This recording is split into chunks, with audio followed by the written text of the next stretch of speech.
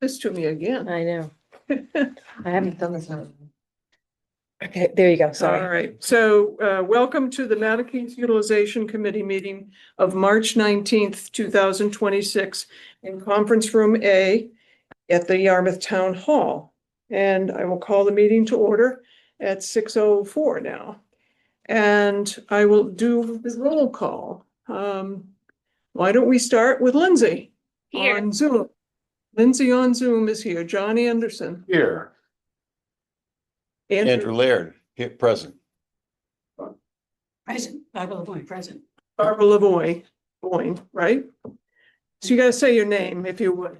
And then I'm glad you're sitting a little bit further this way with the sound bar because sometimes it becomes mumbled.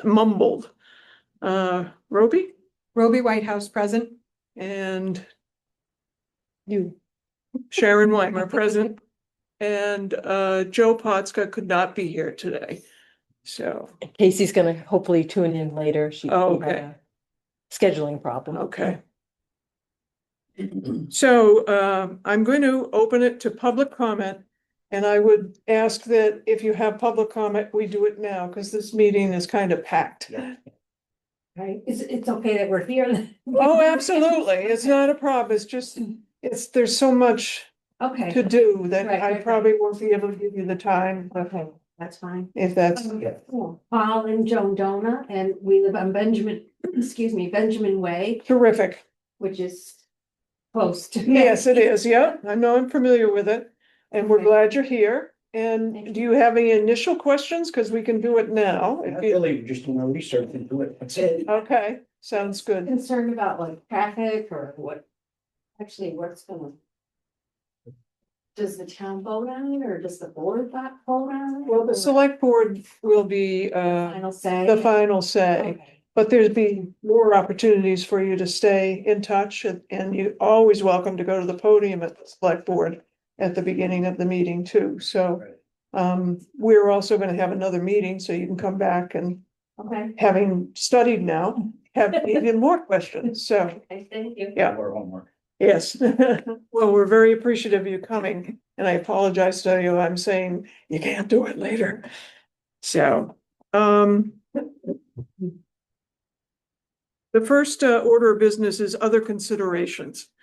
And other considerations, the first would be a discussion with representatives of the Cape Cod Baseball League. And I had been in touch with the president of the Baseball League. His name is Andrew Lang. And I don't know if he's online yet. Not yet. I'll come back to him then.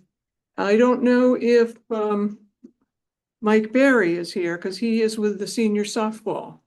I There's don't no know. attendees. Everyone's a panelist. So you can see everyone who's on the meeting room. Oh, okay.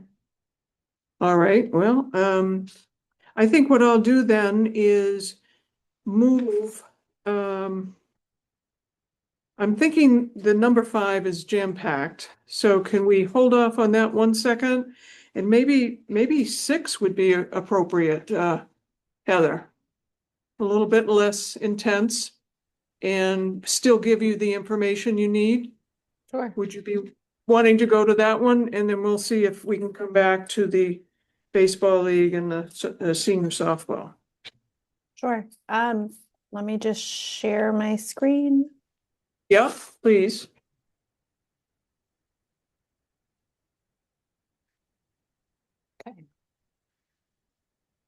So we've created a outline of a report. We've actually started to populate the report as well.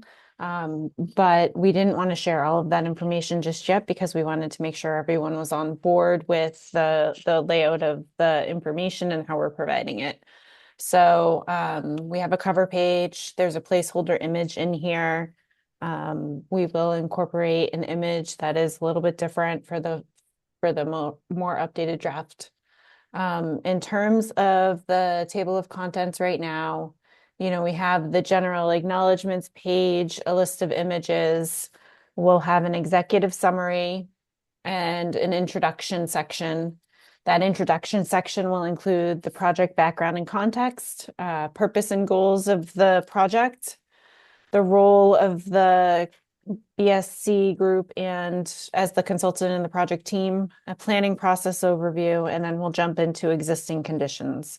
So we have a couple of maps that we've been using to identify our site constraints. We'll discuss that in a little more detail in terms of the site conditions, and then we'll talk about the existing building conditions, a little bit of background on the different building surveys that have been completed and the reports and the information we've received from those.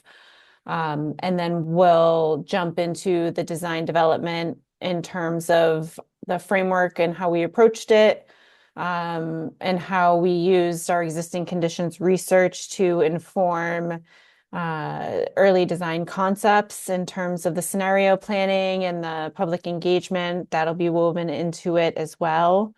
And then we talk about our public engagement process in general. So we'll outline the approach we had, the team's work that was done, and the online survey and the workshops and meetings, and then how we came to the site plan concepts that we came up with additional benchmarking work. And all of that information has been documented already.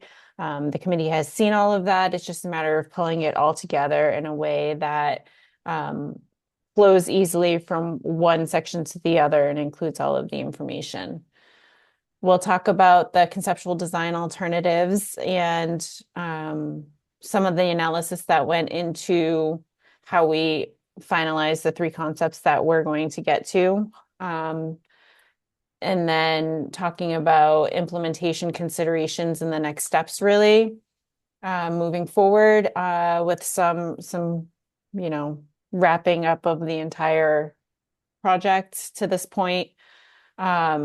The appendix will include a lot of the background information that the committee's already received, if anyone wants to go into a little bit more in detail. Trying to keep the report relatively brief in the sense of making sure that we have images and graphics and we're able to convey the work we've done to date in a way that's easy to understand. And if people want to look for more details, that's where they can get it through the appendices. So that's really where we came up with our approach for the outline and starting to populate that information.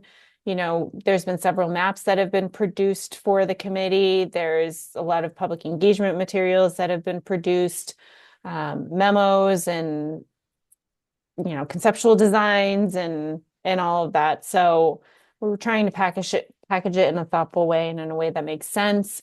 Happy to discuss the organization, and if you feel like something should public engagement come higher, like earlier in the report, open to discussion for that. Very good. Well, thank you for doing all the work you're doing. I'm going to turn to the committee to see if anyone has any questions about the contents or the images or the appendix items or any other ideas for it. Lindsay, any thoughts? Just like kudos and thank you. All really great stuff and wonderful summary. So well done, Heather. Thanks. Thanks. Yeah. Anybody on the table here? Barbara, John, or Andrew? No, I'm All set. So successful with that, I would say, Heather, so thank you very much. The next is which I think is part of this. I hope it is, because I was about to ask you, Kathy. The information that you provided in a packet that went to a number of the staff in terms of the fire building inspector, et cetera. Yeah, when we were doing, just find it.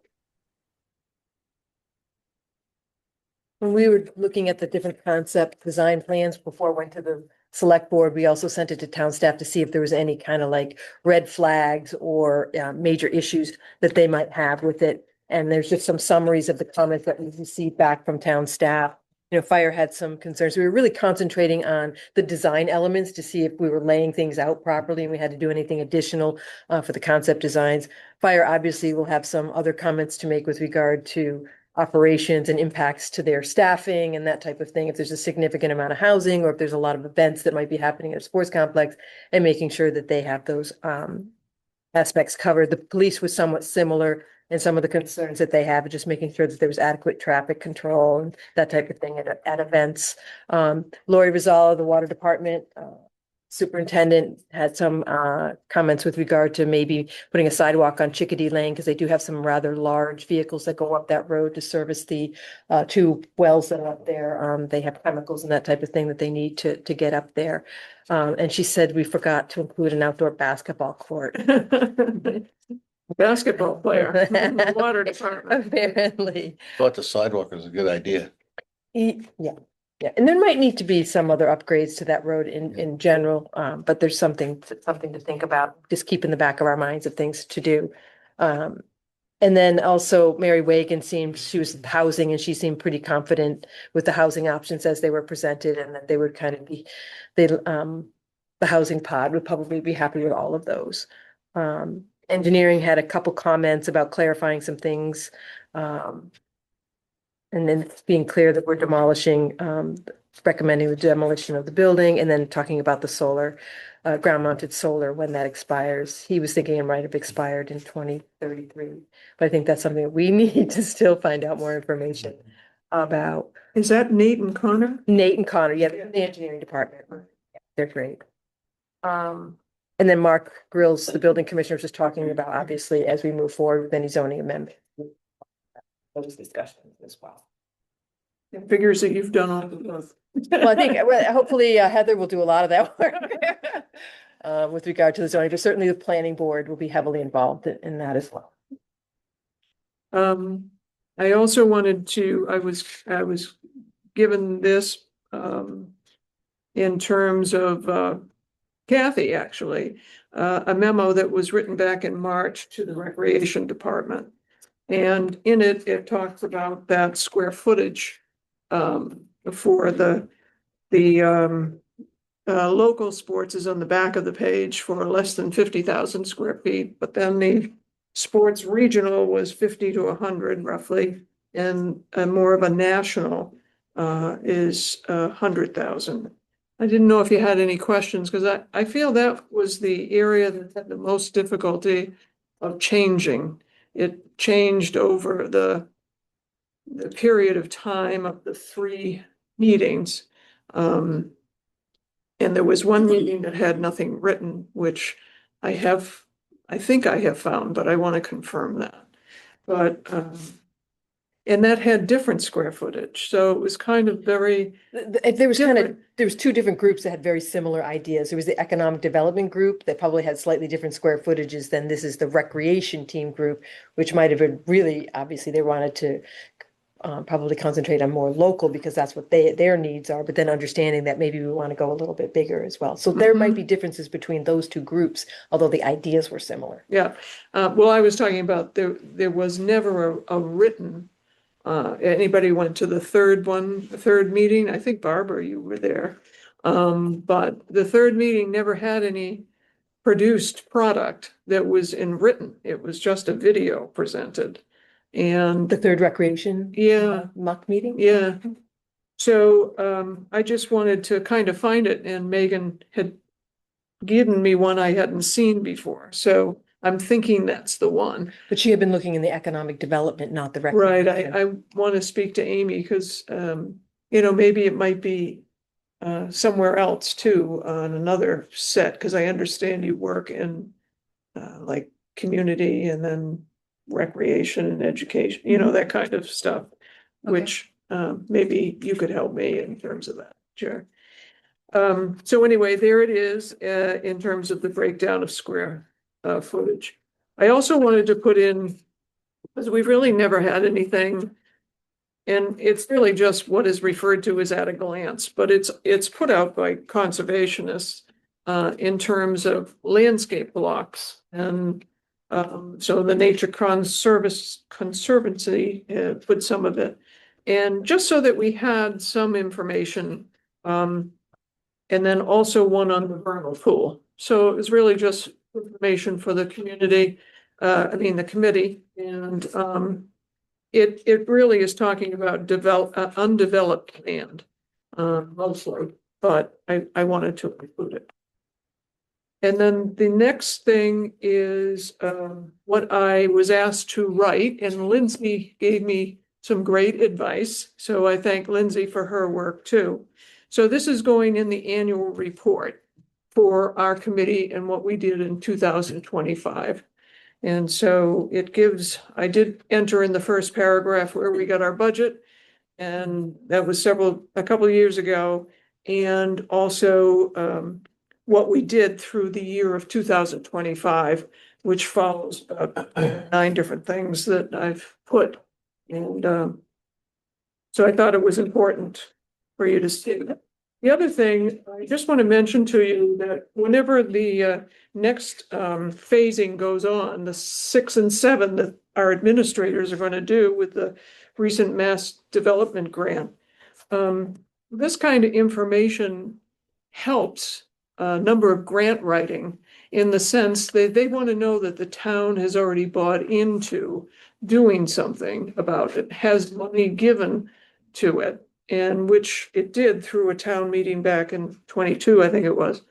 And so I think it's important for you to know as a committee that all the work that you've done in the past year and a half is part of the reason why future grants may, part of the reason, certainly not all the reason, but I think it's important for you to know that and consider that that's work well done, everything you've done. We might as well, I don't know if anyone's been added. Nope, there's nobody. Okay. We might as well, if you wouldn't mind, we might as well take care of the minutes too, so that we can concentrate on other things. So would someone be willing, well, first of all, why don't we just ask, are there any suggestions for corrections or? Did we do all of them? No. You have 4 sets of minutes. 4/14. 25. 5/8/25, 2/3/26, and then 9/11/26. Okay, did everyone get those? They're not in the packet, but they're separately sent You to took us? your packet earlier than they They did. did, oh, It's in the okay. it's in their packet. May I have one of the Yeah, old packets Definitely. or the new packets? Thank you. Yep. So all of them That's got one. included. It's literally just Yeah. these 2 things at the end. Yeah. So you can have- Well, I'll I just don't want take to this, yeah. confuse you. Oh, It's I'm all the gonna, same you know how I am, keep one This is- full copy. So are there any comments about the minutes? Would somebody be interested or should we do it one at a time? I would do it one at a time. All right, May 8th. Can I have a motion if there's no suggestions?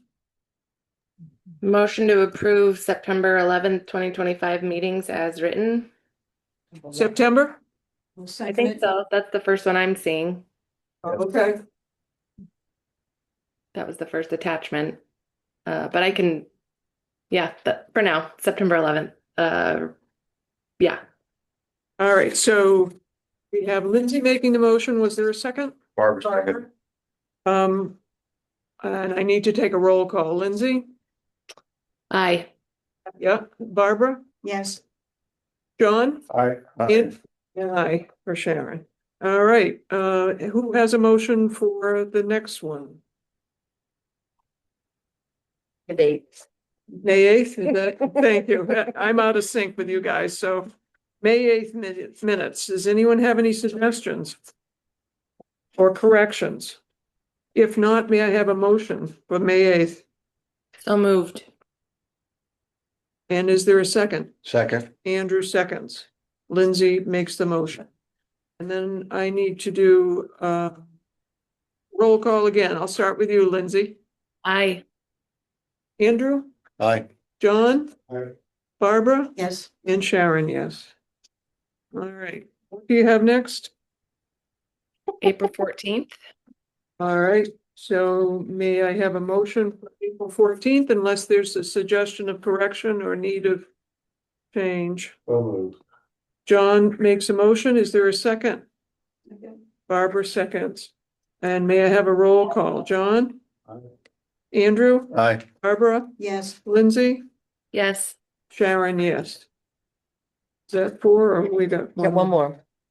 It's the one that's February 3rd, when you met with the select board. There's no quorum, so they're actually notes. Yeah, Kathy did this for us, so I appreciate that, Kathy. May I have a motion for the non-quorum minutes of February 3rd? So moved. Andrew make the motion. Is there a second?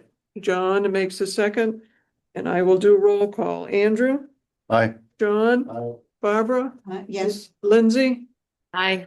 Sharon, yes. So thank you. See how quick that was That's awesome. and how many we did? It's good. So we finished that section, is that correct? In the minute. And our next meeting is April 9th. And we may need another depending on how we do tonight. And they're thinking of doing a final presentation to the select board on May 12th. All right, It might be good to know if people are available then. I think Heather has indicated she's available. on the 12th, Yeah. What's the date? May what? May 12th. 12th, they're thinking about, yeah. I'm an unknown. My phone is dead. I might be available, but I reserve the right to last minute Yes. cancel. Are you available, Sharon? I think I am, the Lord knows, right at the moment. Okay. I also, I think what we'll do is I'll have a brief discussion. Let's have a brief discussion about the Cape Cod Baseball League and how we found out about that. And it relates to Heather's number 5 too as well, but we'll start the discussion. I spoke with the president of the Cape Cod League and found out the history a little bit of his joining, which was a few years ago. And he became the president, and they were at the Hyannis Museum with their Hall of Fame products in the basement for a number of years. But they were asked to leave because they were having some sort of structural issues with the museum and wanted to redo some work in the basement. And that was back in 2015, which I was not aware of. I thought they were happily ensconced in the Hyannis, the Kennedy Summer Museum. But they weren't. So they were looking around for other space because it's important for them to have a space, actually, which I was surprised to hear, is to have a place where items are sent, in terms of their ordering and receiving somewhere and that type of thing, as well as they have a lot of Hall of Fame items that they like to demonstrate and show. So they worked with Mary Vilbon at the Yarmouth Chamber of Commerce. And initially, that's where I found out at a committee that they weren't at the Kennedy Museum. I was not aware of that. And I started to Google later and found that they were interested in the Ryan Amusement Building. And we're talking with them about the end of it, where the old liquor store used to be that moved across the street. And but that didn't work out. So then I was told they went to the Moose building. The Moose building was enticing them to try it to see if they could build what they wanted at one wing of the Moose building. And they succeeded in getting a grant of some kind to look in and do the costs, but could not. They used it and just it was too expensive for them to redo. So they left. They left and they since haven't had a place. They're an all volunteer group. Um, they would like to find a space, but they're so busy trying to keep the summer program going through their volunteers process that it's hard for them. I guess the positive that I heard from him was that they've increased their volunteers doing their Hall of Fame attendee, who gets in every summer. They do one event in November, I think it is, in Harwich, at one of the restaurants and resorts there. And it's, I guess, successful, in the sense that it comes off well. So when I heard it, I thought it might be something that we missed, and one of those kind of other considerations that could be given as something to entice a developer. The developer may want to provide some space in there to have another generating income possibility that either he would share in or collect rent from, that would be related. And I thought it certainly needed to be mentioned in possibly the report as being another possibility to consider. And that's why I wanted you to hear him. I also touched base with the Yarmouth Dennis Red Sox president, but he is extremely busy. He's a teacher, and he probably can do it during the summer in terms of helping the program. So, yeah, and Mary told me he would be hard to get a hold of. So I just wanted to bring you up to date on something like that there are other considerations. For me, it sounded like, oh, that would be wonderful if we were in Yarmouth, if there was some type of Hall of Fame for the whole baseball league. And we're a great location for it in the sense that we're mid-Cape. Well, just some comments. Number one, I certainly have no opposition to having something like that. If you're thinking about that for the public building, but that would have to be negotiated. The town would have to negotiate that space within that public building. Well, the developer would do that. The developer would decide whether he needs it or not, or whether he would like it. He'd like to know probably square footage and what kind of, do they anticipating, running it or not, or, so there's a whole bunch of questions whether it could be done. But the town may also be interested too in some other fashion or whatever, if we get publicity out or help them with communicating. And Is there space somewhere in town? well, they certainly have looked and they've tried to find, but I think part of their problem is they're all volunteers. So I think that's an issue that, needs to be thought about. So I at least wanted you to all know. I don't know if you have other thoughts about it, if you think it deserves at least a mention, I think, to the select board. I think it does. Yeah. But again, it's a developer's Right, call. Yeah. Unless we can find them space in somewhere else. right. I agree. Yeah. John, any thoughts, or Lindsay? I would disagree. I think it's a detail that's not really in the purview of the committee to get that fine of it. We're so far away from that. I don't think Right, I think it's great cause. I think it'd be great. It's not that I'd be against it. Quite the opposite, but I don't think it warrants conversation at this time. in terms of the plan that you're talking, or that we're I talking, think this committee has no say in that, whether the right? Cape Cod Hall of Fame would be part of this development or not. But would you think it would be appropriate for the board to know about it? It wouldn't hurt. No, yeah, I mean, it's never a bad thing to know about things, but I don't.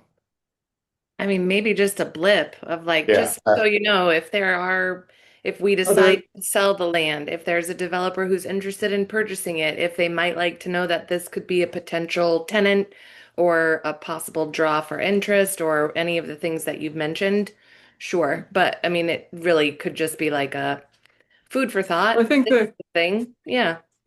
well, I was thinking that there may be an option for just including those kinds of things. And so I did want to mention that. The other mention is kind of related to Heather's next thing that we're going to get to eventually, but Sharon, before you go there, yeah, I think the next step, the next phase will also maybe address some of that as well when there's, because the consultant will be doing interviews with the chamber, with other people that Yeah. may, bring that to light. yeah, And say that this is, some interest that they've heard of within the town that might be able to right, influence, what a developer might or might not want. right. So I Yeah. think that will probably come out in the next phase. too. Yeah. Well, that's good. I think the more that's mentioned, into different parts, is a good thing. I don't think it's a bad thing. Being one more sentence that someone doesn't have a space, they would be interested in. And I Good think thing. when we met with the chamber, they mentioned that as well. Yeah, yeah, that's where I learned about it, actually. The other, is, a gentleman by the name of Mike Barry, who was not feeling well. He called me late and he couldn't, but he asked for the Zoom, so I sent him the Zoom. But, he was chilled, and so, but I wanted to mention, the community meeting, which Heather also is going to speak about, and in relationship to Mike, because Mike came there. And Barbara and Joe were there. And I don't know whether the committee has had a chance to watch the community meeting that happened on March 11th. But Mike was there and he had been presenting before in the recreation about having help with another senior softball field and also correcting the one that is at Sandy Pond. And I wasn't trying to encourage him because I had heard that he was thinking that things weren't going to be done for softball at Mattacheese. It was mostly soccer fields. And there was some comments by members about adding fields. And one of the provisions that Heather did was to include it in one of the 6 fields at Mattacheese, one of the plans, the options, I should say. And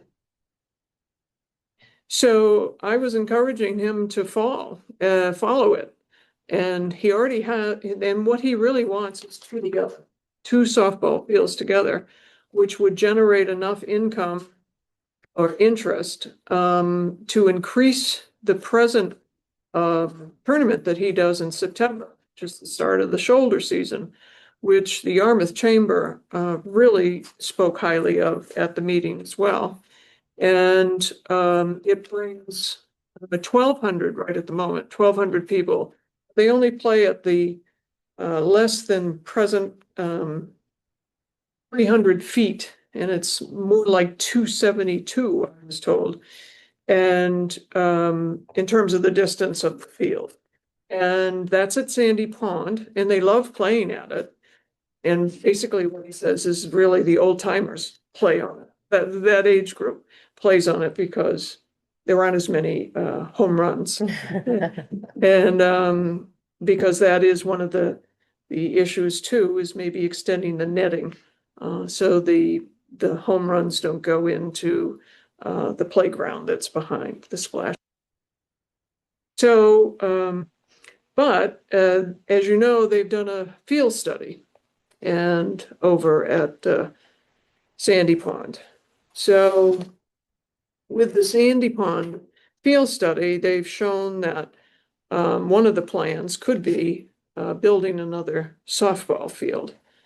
But as you know, and as John knows in particular with the Finance Committee and what's going on, there's not a lot of talk. The town of Yarmouth can do any kind of major debt. And if you remember, the presentation was at a select board meeting and they were having difficulty with the prices of what was suggested for the number of things.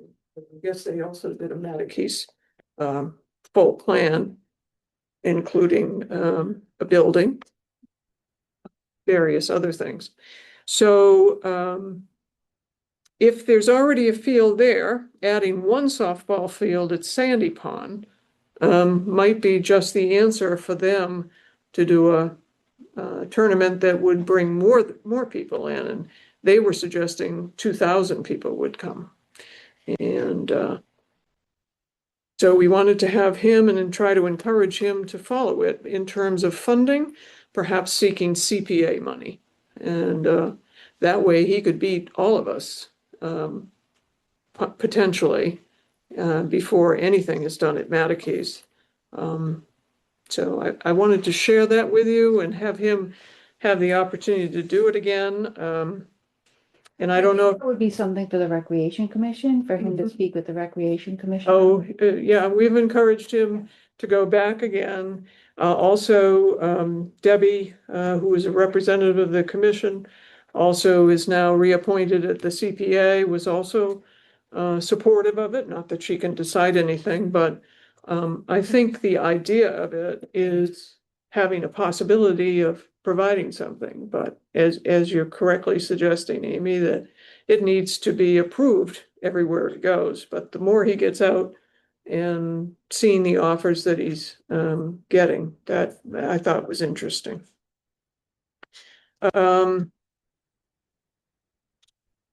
I don't know if any of you have any questions. I know that some of you who are on the recreation have heard about this, so. You never heard the suggestion before? I did hear that. Yeah, okay, But I thought it would be covered via recreation and the Yeah. field study yeah, versus. Yeah. right. Mhm.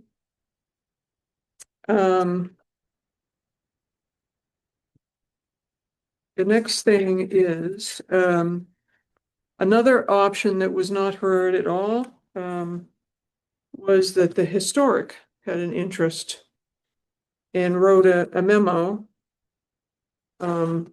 which Kathy gave me, which you're welcome to.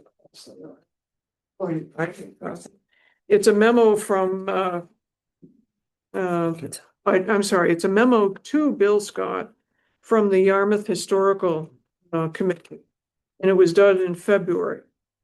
And they had an interest in, well, you can read the memo eventually, but they had an interest, we'll save one for you, Lindy, in having a space. I think it's in the packet that was emailed, so Oh, okay, thank you. thank you. Need to read it, yep. The So, The minutes were in the packet. It's different. Slightly different, but it's similar thing. They're interested in having a historical museum. And they were talking about possibly being in the Mattacheese building, carving out some space in the building. yeah, But this was very early on. This was February of 2025, yeah, before a decision was made about the building. right. So, I wanted to put that into other considerations. The other thing that Bill Scott always told us was that this committee can also provide any recommendations they themselves. That was part of our, I guess, bonus for doing it. And I have some minutes somewhere that say this. Anybody sitting here, if you have an idea that you didn't feel was put out there, or you want to put something out there and include it, you can do so. That's part of the charge too. And so we had some small conversations about that before. So I didn't know if there was anybody, so I'm asking in our agenda, whether you have any other ideas that you feel should be thought about, at least in terms of having a discussion, that you feel any particular area was not covered well or of interest to you. I'm good. You're good? John, you're good? Good. Barbara? I mean, it's tricky because it's gonna become a public project. You know, so like, we're gonna present what the community had requested and so forth, but once it goes there. Well, I mean, it could be any of the community ideas that you also thought maybe didn't get a full, that's the whole point, that didn't get a full look. That's all. Good. Yeah. No. Because they had swimming pools, they had, all sorts of things. So Lindsay, how about you? Anything? No? Okay. All right, so we're gonna go to 5, and I would like to start with Heather. About the review and discussion with the business group on feedback from the March 11th, 2026 community member meeting. Heather? Sure. So I just decided to provide a bulleted summary of the comments that were received at the community meeting. As noted, it was recorded, so anybody can go back and watch it if they want to seek more clarification or find out who made the comment. I did not catch names as I was taking my notes. So as Sharon mentioned, there was discussion about the senior softball league and their need for playing fields of a certain size, 300 feet. That you could always use portable fencing to downsize fields for Little League because the dimensions are different. Another comment made was that an indoor facility that would allow for softball practice with netting would be wonderful. There was discussion about the senior softball tournament and how it could be even bigger if they had more field resources there. So, a general comment that if there were more activities for seniors would stay in the winter. Another person asked if there could be consideration for indoor mini golf inside of the sports facility. The comment made similar to what John had said about it's a little too early to discuss that. We're really looking at the site and the site features versus the interior of the building and the mechanics around how that space would work inside the building. So it would be more consistent with developer conversations and negotiations at that point and what they feel there is a demand for and what, that could support in terms of uses inside the building. The Yarmouth Chamber of Commerce has had ongoing discussions with the Cape Cod Baseball League, as Sharon had mentioned. The one main point I pulled from that comment was really that with the loss of the Hyannis Conference Center, there will be a need for a certain event space. So I noted that in my bulleted points here. Just a general comment that they would like to see a thoughtful approach to the indoor space and the use of the space indoors. A resident appreciated the incorporation of the sports complex, thought it was a wonderful opportunity for the town, mentioned that a lot of different groups are looking to lease indoor space. So there is a larger demand out there than people may realize. And it's all different kinds of groups, including all different sports. But, there was a comment mentioned about how the Youth Soccer Association, half the teams go off the Cape to play on weekends, half the teams have the teams come in to play them. So there is a demand for people to come to the Cape. Having fields there would be helpful in terms of the Soccer Association and their use of fields. There was a comment about wanting the school to stay. They don't think that Station Ave is the best place for that. They would like to see open space designed, that the density of housing proposed was a concern, particularly with the higher number of units. One of the concepts included over 100 units.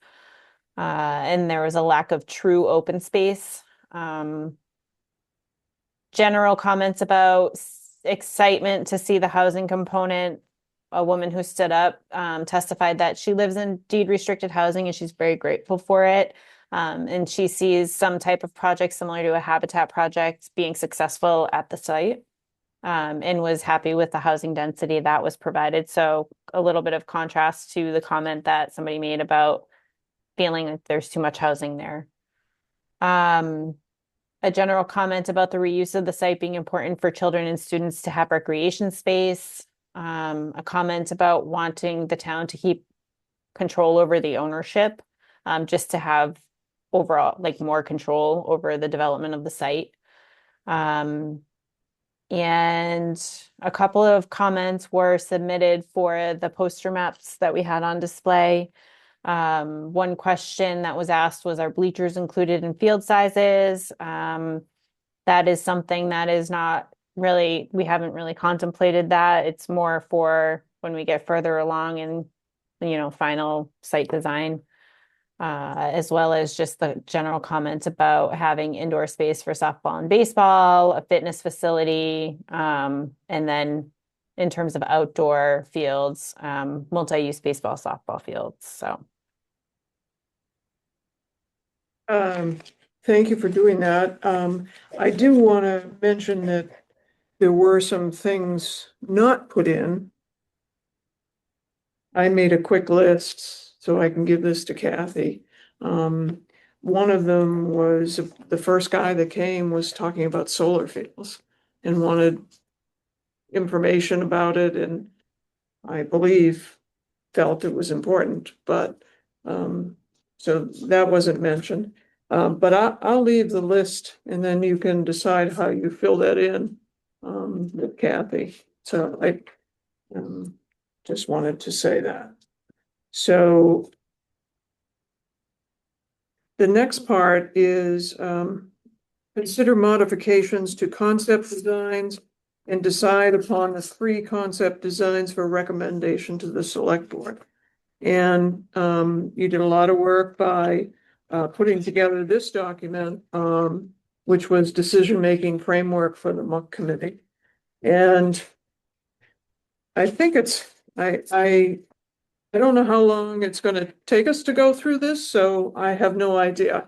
But I kind of looked at it overall, and I was wondering whether maybe it would be quicker if we had concept questions to take a vote on that would quickly take care of some things for your plans, because it's kind of where we're at in terms of trying to get your plans done and approved and that kind of thing.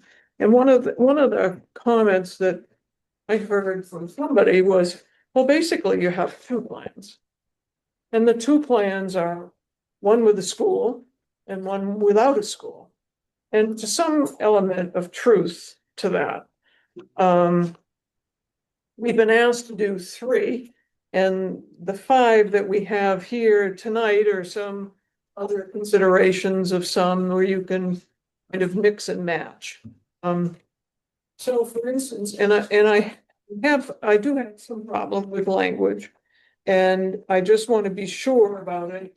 And I almost want to ask several just questions just to see where our committee lands as to whether this would be helpful or not helpful and to us to move this forward.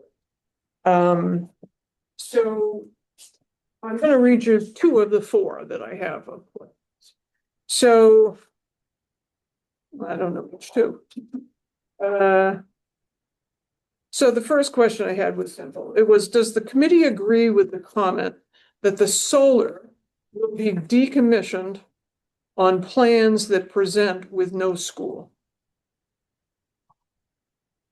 Do we have comments on that? Well, certainly comments and also a vote in terms of, yes, I think I agree with Heather's comments that the solar field that takes up 3 to 4 acres that's hooked to the school right now, that's whatever. But when you're talking about a plan that doesn't have a school, would you agree to vote that we decommission the solar fields? Because they travel with the school. Well, Does that help? If I can just make a general comment before we have this discussion. Yeah. Since there is an unknown regarding the new school or a potential new school. Right. And since we have thanks to BCS and Heather, we have a concept of this is how the space can be used. I'm not sure we have to narrow this down to just 3 proposals, because once we submit this to the select board, ultimately they will have the final decision as to what will go on this piece of land, what will be decommissioned in terms of the solar, especially if you're gonna put solar on the new building. So part of me is like, okay, we've presented our thoughts and our ideas in 2 select board meetings. We're reaching that point now where we need to have them make the decision. But we need to make a decision on what we want Heather to complete to move forward. So that's all I'm asking votes for. It's nothing to do with the select board. It's only what we're bringing to the select board. So if we could rethink that and then think about, they're still going to do lots of work. Amy, Kathy, Megan, I'm missing somebody, but they're all going to do work about phase 6 and 7, which is financial, marketing, and all that stuff. So they'll have the concepts that we've gotten from 1 through 5, which is varied, really. There's a lot of them, a lot of ideas, but we've wheedled them down to, a few. And we've also talked about how valuable the land is in terms of private public, anyway. Its location, et cetera.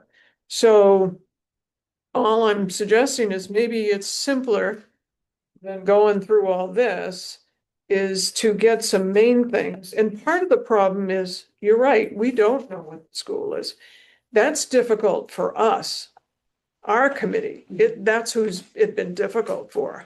And that question about timing that Barry Vilbon asked at the meeting it was difficult for us because we still don't know what they're doing. But the other part of that is that they have 12 to 18 months that they've set aside as timing for them to do more studies, and they have received through the Mass Grant 200,000 to study it. So they're going to be doing a lot of work and going forward. And they're going to then come back to the select board and said, well, we don't see, this, or we see, yeah, this is going to be good, kind of stuff. So all I'm saying is that there's so much stuff via this, not to say that we can't talk about some of the things in it, because I do want some clarification about language. Because I think we need to be careful about the language we select. And it's about our committee giving that forward. So I just started to ask questions, and one was because the solar wasn't mentioned, and it was mentioned at the meeting a couple times, I think the solar was mentioned. So having that kind of discussion, and Heather had mentioned it was to be decommissioned, in any plan that no school is in. So I want to know that we agree with that. Do we agree with that? To decommission?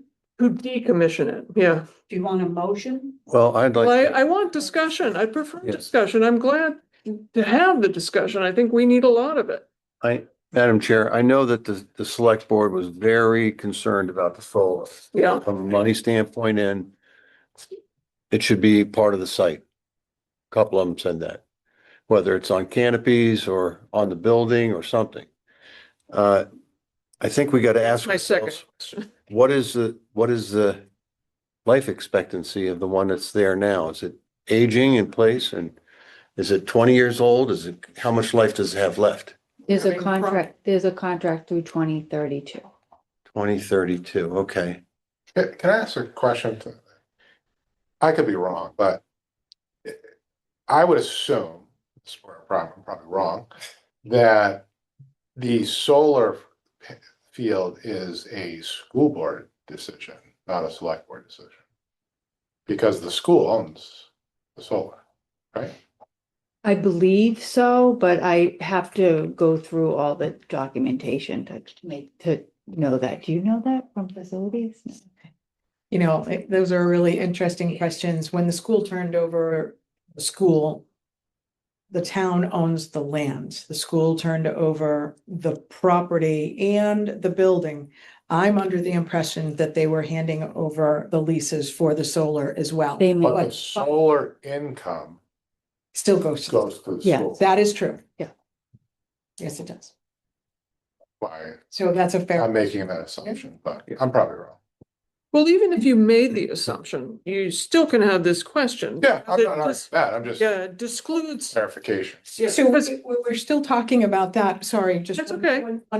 To try to be a little bit, to make it a little bit more uniform. There's a business operating system within that school that's still operated by the school, even though we own it. So the heat is regulated through the administration in the other schools. There are many things within that school that are still regulated by the school. So Which school? Mattacheese, inside that Mattacheese building. It is centrally run from their facilities location. So if From the you, Mattacheese location? no, from the DY administration building within that. So I'm just trying to make that. And I know, but I'm just trying to say is yes, their utility goes, the utility, whatever are SRECs they may get for the solar, yes, goes to the school. But on the other side of that, we're paying for all of the utilities in that building that they're regulating. So I mean, some continuity probably needs to come about with some agreements with them to make sure that we're getting a good wash here. So from a facility standpoint. So, but this was about the plans that don't have the school. So the comment was made, the solar is going to be decommissioned. And so I want to know if we agree with that. And it was they asked the acreage, and my memory was it was 3 to 4 acres of gold. So, Well, if we, first of all, I would think that if it was decommissioned, we would find other uses and other ways to put solar on the buildings and within the location, even if it's over parking. well, and let me read you my second question. So, is it important to have solar on the site? Asking developer to place on a parking lot canopy, on the top of a sports facility, or on top of housing? So I know how John feels, because he's mentioned this in a prior meeting, at least that's my memory of it. And that he feels strongly that it's a developer's. But again, is it part of what we want to say or just ignore it? I mean, there is, yeah, may. Lindsay, I think we need you to talk too. Yeah, thank you. I would say that yes, I think we as a committee, or I guess I would personally say that it would be recommended. It's something, we're a green community. It's something that the select board is interested in. I Now you're think, talking about the second, what I just wrote, what I just asked in the yeah, second question, I yeah? guess on point number one, I don't really know too much about like what decommission means, but I'm guessing that if it's due to expire in 6 years, we're probably not going to be at a place where this is ready to go. So at that point, I mean, if like the ground connectivity stuff that makes the solar panels that are expired, they can reconnect to newer panels, great, that can stay. That, I mean, again, is probably not going to be at a, we may very well be past the point of our committee by the time that that happens. So I don't know that that's really relevant, but I would say my suggestion would be that we would recommend that if there was no school on property and the space was going to be sold, that we as a town could put forth the expectation that some renewable energy sources, including solar, would be expected at property. And I can't imagine that a builder would be like, hard pass, let's dig for coal. Like, you know what I mean? I just don't, I don't know that they would push on that. And if they did, they probably don't belong building anything in Yarmouth because we're a green community. That's what I think. We're also a energy community, and there's certain Right. requirements with regard to that as well. It's a little bit more expensive to put on top of the building, but maybe not the canopies. I really don't know all that. But I was thinking it was okay to, if it didn't have housing, to take, to decommission the fields, we're suggesting we take down Mattacheese, so I assume we're okay with decommissioning the solar fields that are sitting on the building at Mattacheese. And I assume it would be of interest to having that land for future use. That's if the school leaves. So to me, the solar field belongs to the school. Getting whatever that money is, it's probably going down as the years go on because it becomes less effective. But, there's still money going to that school. And for as long as the school is going to be there, which a lot of people estimate for 5 years or whatever. So those are the kind of conversations that we can have about concept and then taking a vote and deciding. And then that's clarity for them with the 2 plans or the 3 plans, whatever you want to call it. But, So the clarifying question for me would be, just so that I understand, if we as a group, just this hypothetical, if we as a group agreed with Heather that it should be decommissioned, the town could override that. they can do anything. Yeah, it's what we're doing, what we're saying to them. Again, I find this kind of a moot conversation. I mean, what we recommend may not necessarily be ultimately what the town approves.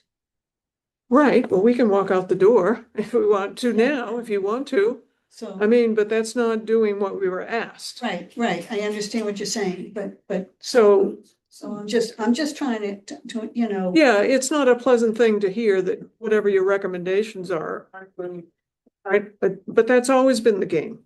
That's always been what it is. And a lot of what has been done has been good and helpful. So don't dismiss just because someone may not listen to your final. I understand what you're saying. All I'm just saying, if we don't decommission it, then we just need to remove 3 or 4 acres worth of potential property to the developer. Or something else, Or or something something else, yeah. Well, that if we don't decommission, then that 3 or 4 acres remains part of the site until it. Absolutely, it's going to, because of what Amy had said to John's Can you question. buy out of the lease?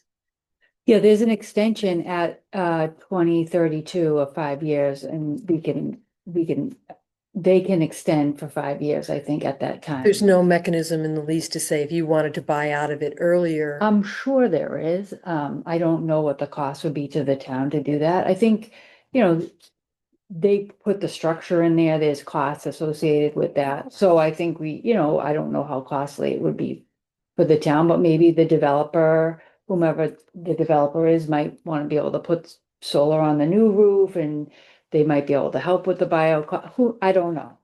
So I think those will all be conversations that will be had depending on what is gonna end up there.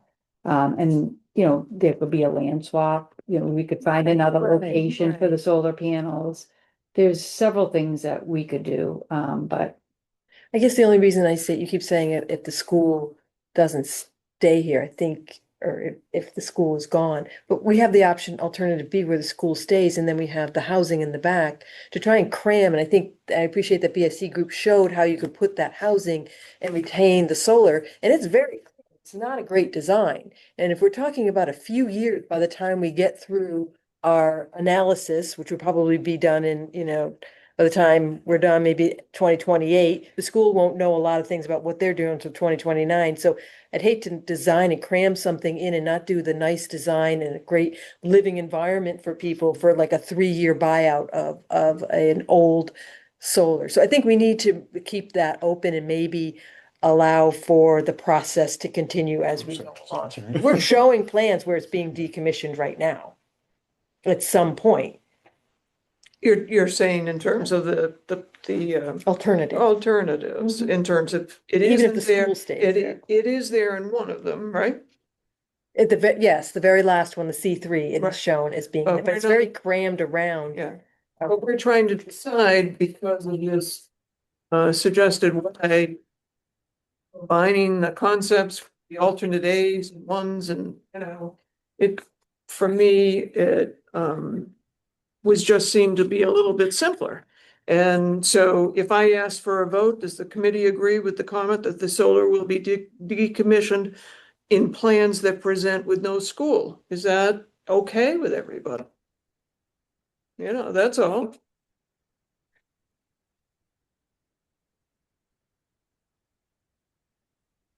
Would you prefer not to be asked those questions? I mean, all it's doing is eliminating the last option.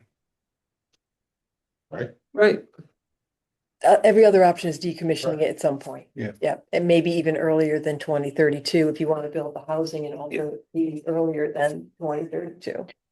Well, I mean, it does constrain the site, but there are other options that the town could consider to keep solar in one form or the other, either off on another site, on the roof of the building.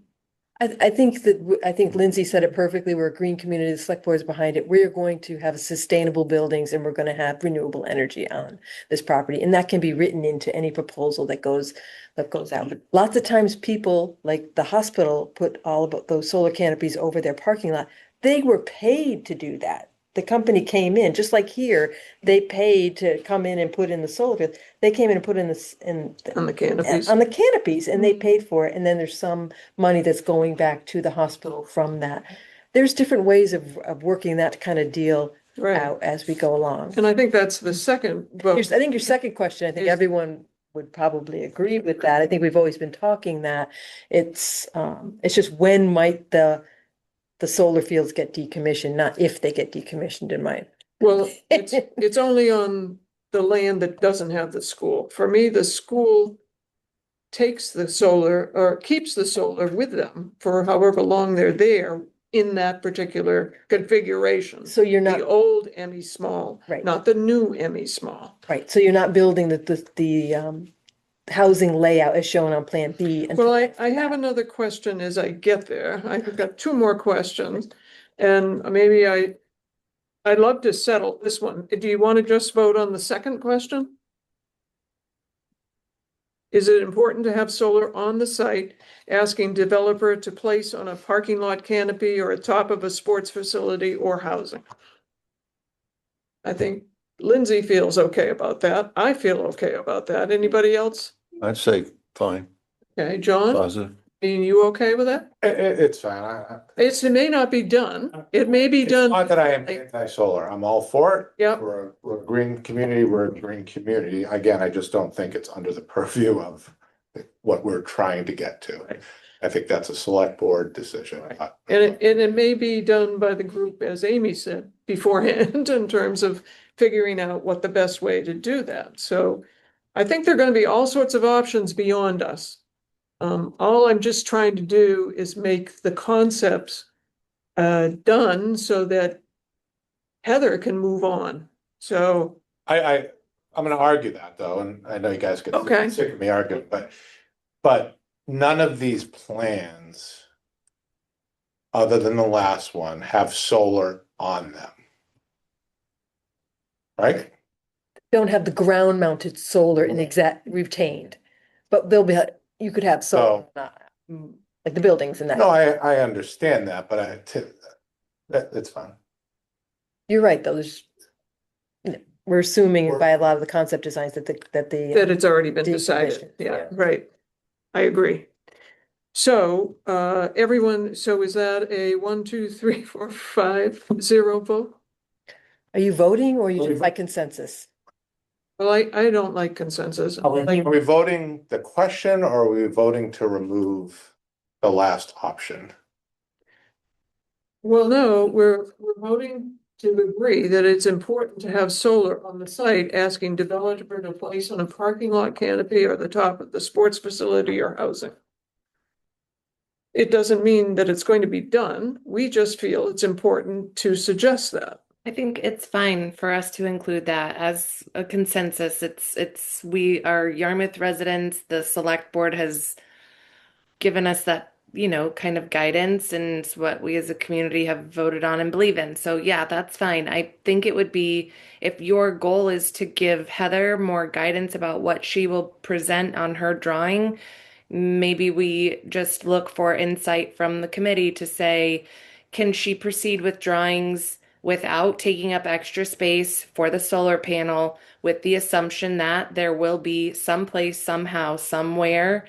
And then that way, if select members say something about the solar field that is currently in place, we would say it's come into consideration and this is our thought. We just didn't want to crowd the drawing. And then Heather can like proceed with this set plate where we're at in this process. Is that fair? Fair to me. Cool. Anybody disagree? It's not an No. official vote, but we'll just kind of like go on forward with consensus. And I is want that cool with John. you, Yes. Heather? All right, so I think we're all yeah, I'm not wild about consensus, but I'll do consensus to move us on.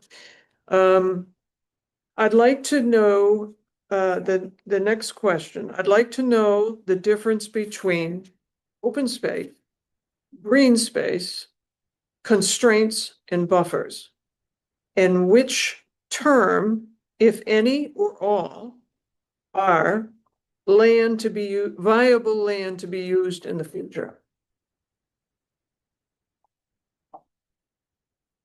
I think that's a question for Heather. Yeah. I think Heather, and I had sent her an email saying in the future when we're doing these plans that we should probably be a little bit more detailed with regard to the constraint areas and identify areas as being regulatory areas, buffers to those regulatory areas, and then that non-regulatory biomap 2 areas. So you get a better understanding of what is a hard and fast, you're not touching this, what is a buffer, and you might have to get special permissions to touch that, which we're hoping not to do that. Or it's a biomap and maybe we can do some trading and redevelop or restore an area that's closer to the resource area more diligently, and then be able to impact some of the biomapped areas. So is that part of what you're talking about? That's part of what I'm talking about. I want to know that whatever terms we use, any of those 4 terms, that it still is viable land for us to use in the future if we need to do something with it. Not that it's going to be restricted in any form at all. I think the constraints would be the limitation there. If something's identified as constraint, you won't be able to, you know, you Well, won't then, be able is it to. the wrong word to use for that? Because it's trees.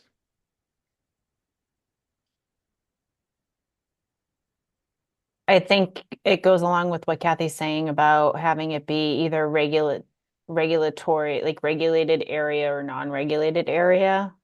It's a non-regulated area, what you've identified as constraints, right? Not all of it. Which, Some of well, it is related to wetlands, so that would be Right. regulatory.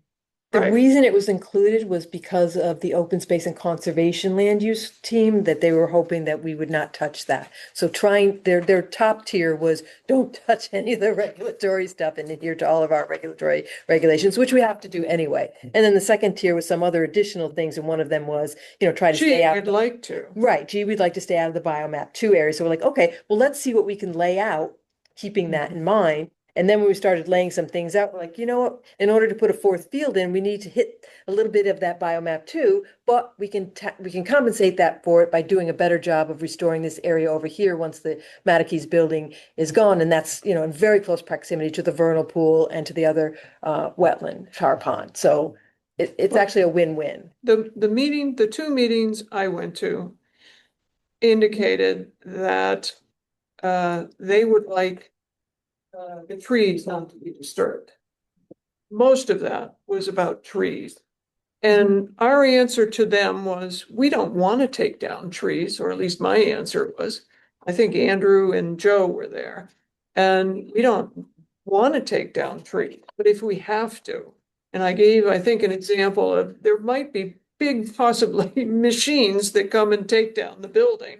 And they may need to swing in a certain way. I don't know. And they would need to take down trees, just like the solar fields. And where they thought they were first going to put the solar field, they took down trees. Why? Because it's a developed lot. It's already a developed lot since the 1960s, and it was taken for education. not recreation. So anyway, I've spoken my piece, so I just would like an answer for the clarification that if you use any of those terms, that they are still viable land to be used in the future.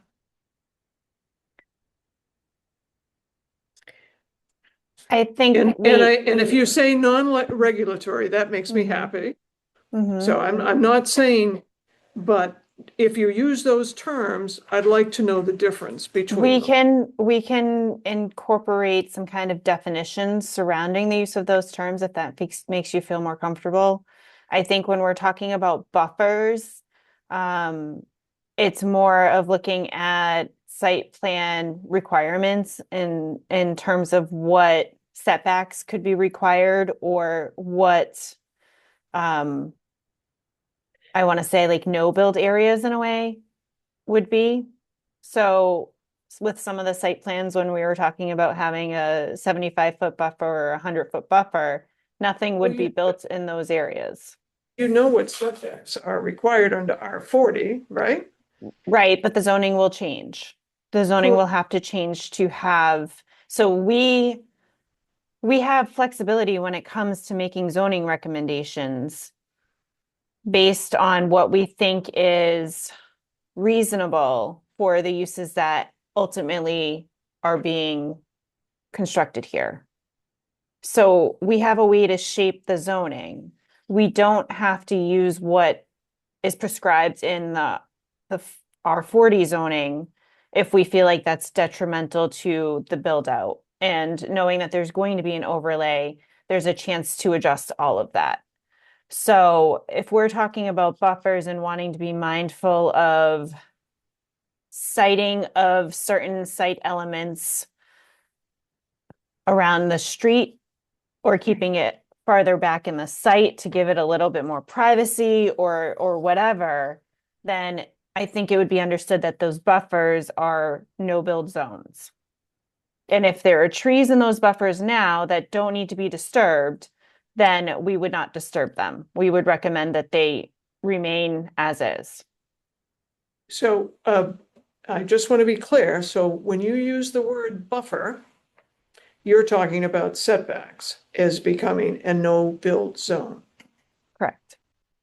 So you're not talking a buffer between housing and sports facility or a school and a sports facility. We're You're talking not about talking- the spacing between those uses. The distance between those uses is considered the buffer. And I can come up with language to explain that and describe that and define that in the report we put together. That would not be restrictive to using that land if things change, because as everyone's indicated, they potentially are going to change based on whether a developer is going to come up with money to do what's planned after the studies even. So I just want to be sure that nothing that you put in this in terms of wordage can be misconstrued in terms of people having expectations. You know, if you Well, keep using open space, I think not conservative, conservationists have interpretations of what that means. And if it connotes something to them, then we have expectations. And expectations are not good in terms of having people think it's going to be one way or another. So I want to be very careful about the language that you use in your plans, that there's not developing any expectations that it's going to be one way or another based on the word you use. I guess understood. that's what I'm trying to avoid. Because it's only our ideas going forward. I understand that. I've understood it a long time. It depends on what is going to be done by our administrators in terms of the financial part, marketing part, and then it's going to be also decided by the select board on maybe something that pops up. And, just think we have to be very careful at our stage. And I just want to reiterate that these are conceptual site plans. They're Yeah. they're conceptual. So there are recommendations that are going to be made. There is going to be, Yeah, I There's don't. there's going to be at the end of the day, whatever we recommend for, or whatever Muck recommends for conceptual site plans is not, there's going to be iterations as more information is gathered, as more site considerations happen, as more, there's survey work that needs to be done, there's geotech work that needs to be done. There may be Remember the- areas where they come back and say you can't build a building here where you've cited it. So things are going to have to change. The zoning is going to change over time. So I want to stress that I understand what you're saying. I will note differences in terms of the So there are terminology no we use expectations that related anything to it. said no built from, the setbacks in, I guess is how I put it. I don't know, does buffer mean something special? In zoning, it typically does. Does, Yeah. yeah, But I also think that you're trying to be respectful of the development and respectful of the neighborhood. yeah. And there's Mhm. going to be a lot of permitting that's going to happen through this, and there's going to be different things that you're going to need to do to mitigate impacts. And one of the ways to do that is to provide a nice buffer along the street so that people, maybe you won't even see some of the stuff that's Oh, going on as you're driving down. I have another Okay. suggestion, yeah. So So, the RFP will be very clear on that. What's the building envelope? What's the area that you can build in? And we want you to protect this area and this area and this area. So there may be in that RFP I- ultimately right. some limitations that are set on where they can develop. and that's fine, as long as it's not Like- us, it's you doing it. Okay, So fair enough. I don't want any misinterpretation, so. I do think if you develop expectations by people. Is it gonna give you what you want? I think that's not a good place to be. And I do want to be considerate of the neighbors, always have been. Another question is, can we agree to place both sports facility and housing, if we're all set on having both, on the east side of the property in order that both buildings are being able to develop at the same time regardless of whether the school moves or not? Just to be clear, the south side of the property, this side of the property. What side of the property are you talking about? I'm The talking east side. about this side. Yes, okay, Yeah, so the east side, you want to Yeah. put all the buildings in the back on the east side. Okay, great. thank you. So I don't know if everybody understands that, but it's the top part. If you're standing on Higgins Scroll and go to Emmy Small on the left and you go up a driveway to go to the back to Mattacheese right at the moment, it's on that, what I call the top part, from the viewpoint of Higgins Scroll. It's going towards the town of Dennis, is the east side. Why are we responsible for making that recommendation? I feel like that might be outside of our purview, but I would be Well, I open to don't- see why you're asking. There is a problem in terms of timing, and this is phasing and timing. That's beyond the scope of what this committee is being asked to do. With all due respect, Madam Chair, I do not mean that in a fresh manner. I just think we are not builders, contractors, developers. We've been asked to present options to the select board and hear from our This is- community. And this would be an option that you could choose to suggest to move it forward. And the reason I'm suggesting it is because the school is going to be there for 5 years, correct? I just don't think You know, this is whether our they tear it down or whether they renovate it or whether they, tear it down to build a new one there. Part of the problem is that the spacing of the buildings would be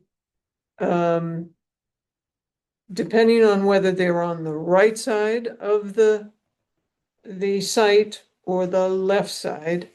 The right side, I understand Might- why you're bringing it up. I'm just saying, like, I am curious about like the relevance for the purposes of this committee and you know what I mean? And I and to move this forward Uh, without, I would say, I think if you look at the library and the library committee, they were given a specific, they had like, okay, here's the where the building they're proposing to go is nowhere where it originally thought it was going to go. So I think I'm with Lindsay on this. I mean, we've been at this, with all due respect, we've been at this a year and a half. And we're trying to get three concepts. And to me, we are getting buried in the minutia of this stuff. And I have zero ability, knowledge, and intelligence to make a decision of where buildings should go on a 70-acre plot of land. I'd like to suggest that doing it this way is always still a mix and match. But to start it out there in order for our 6 and 7 to view it, both properties can be viewed as going forward. And if by any chance there was a developer that would like to combine both, in terms of doing both buildings, they would be available right away because it's not impacting the school at all. And the school is going to be there for 5 or 6 years. So I just think it gives it an opportunity. And I don't know. I think there's still an argument as to where the places go. For housing wants it on the right, and so does sports, the fields for the sports facility. So I think housing came around to being happy with all of these concepts. I don't think that I think initially they were thinking over there, but. well, her suggestion was there, in terms of your answer, that, she is trying to be, and they have been a wonderful committee, but she says their preference was A, which was on the right side where they wanted, because they want to go up and be separated from the area. Which they are here. No, they're closer to, well, actually, where Tracy doesn't want anybody in housing near the school, but I'm afraid I don't understand how we would put all of these things on the east side and how it would get laid out. So, well, I just think the housing could go on the right side where they had it before in one of the other plans, and turn the sports facility the other way and move it up. Um, so would you still be building over here? In the south side? In the well, south end? I assume that is a mix and match, all of them mix and matches. But the real thing that you really want to talk about, building. I don't know.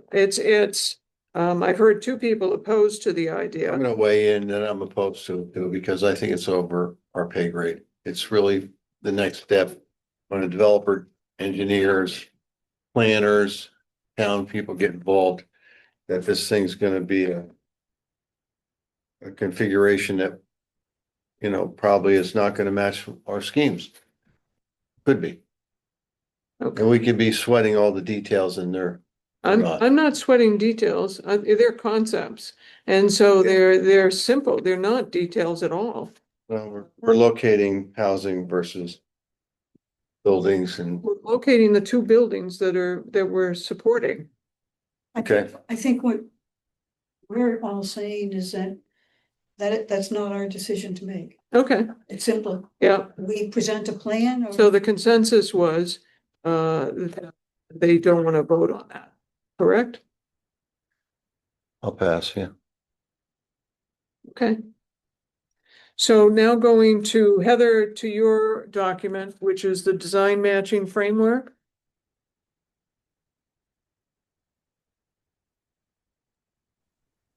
The Did you want to start? yep, the decision-making framework, sure.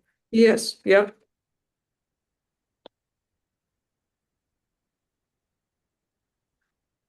So I'm just trying to pull my notes And up. can we stop you when we have questions? Yes. Thank you. Um, So at this stage, the goal here is to move from a range of concepts to 3 clear directions for the site. So again, noting these are not final designs. They are still very much conceptual, but they are going to at least provide a little bit of guidance in informing the next couple phases of the project moving forward. So talking about the market analysis, financial analysis, and engineering analysis. Looking at what we've heard, based on all of the outreach that's been done, based on what the muck teams came up with, based on the survey we took, based on the community engagement we did, there are areas of alignment. There is support for a sports complex. There is interest in housing and support for housing. There's an acknowledgement that, open space and environmental protection are important, and we can further define that a little bit more as we compile our report. And there's definitely flexibility in terms of the build out approach and the phasing and what the town can control. I gotta So I stop think there. sure. In terms of, that's your strong areas of alignment that you just went over, is that correct? Correct. Yeah. So my feeling that the support was for a sports facility and not the word complex.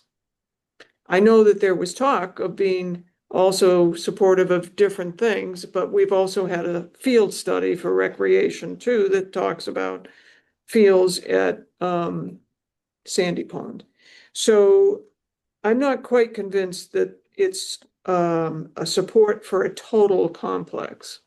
I guess. think when I say sports complex, I'm talking about the building itself for the indoor uses and also the accompanying outdoor fields that support that tournament potential.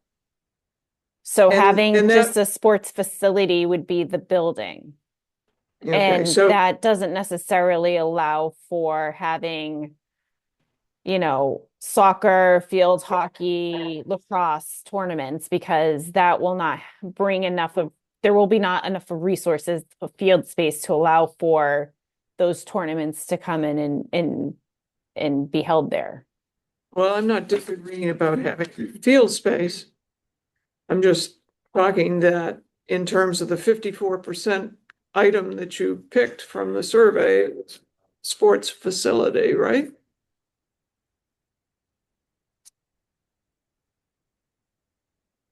Didn't you use a particular survey question? Presentation of the community meeting?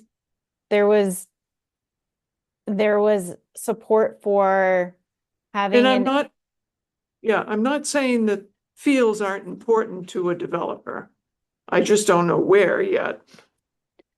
Sharon, if I may, I think you're getting this is more for conversational purposes. This is not something that's going to be presented in any way, shape, or form, other than to help Okay. guide discussion and help the committee to come to some kind of conclusion that either what is presented as we have currently is what is moved forward upon in terms of going to the select board and saying, look, we're satisfied with all of these alternatives that were presented.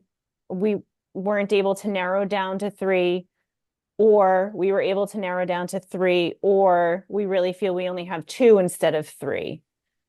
I think that we're trying to get to that point where the committee says we're happy with this approach, and these are the concepts that we agree can be presented, knowing that they're concepts and that things are going to change in over time as more information is gathered, as more information comes to light. And I think based on what we heard from the select board at this time, when we presented our initial concepts to them, they weren't at the point where they were able to make any kind of recommendation in terms of where they want the direction to go, because they want more of that information that's coming up in the future. So I want to keep the eye on what the goal is here, and that's really to have the committee be able to discuss what they feel should either be the three concepts presented, or, you know, hey, we've come to a point here and this is the crossroads and this is where we're at, and we'll know more once more information is gathered in the next phase.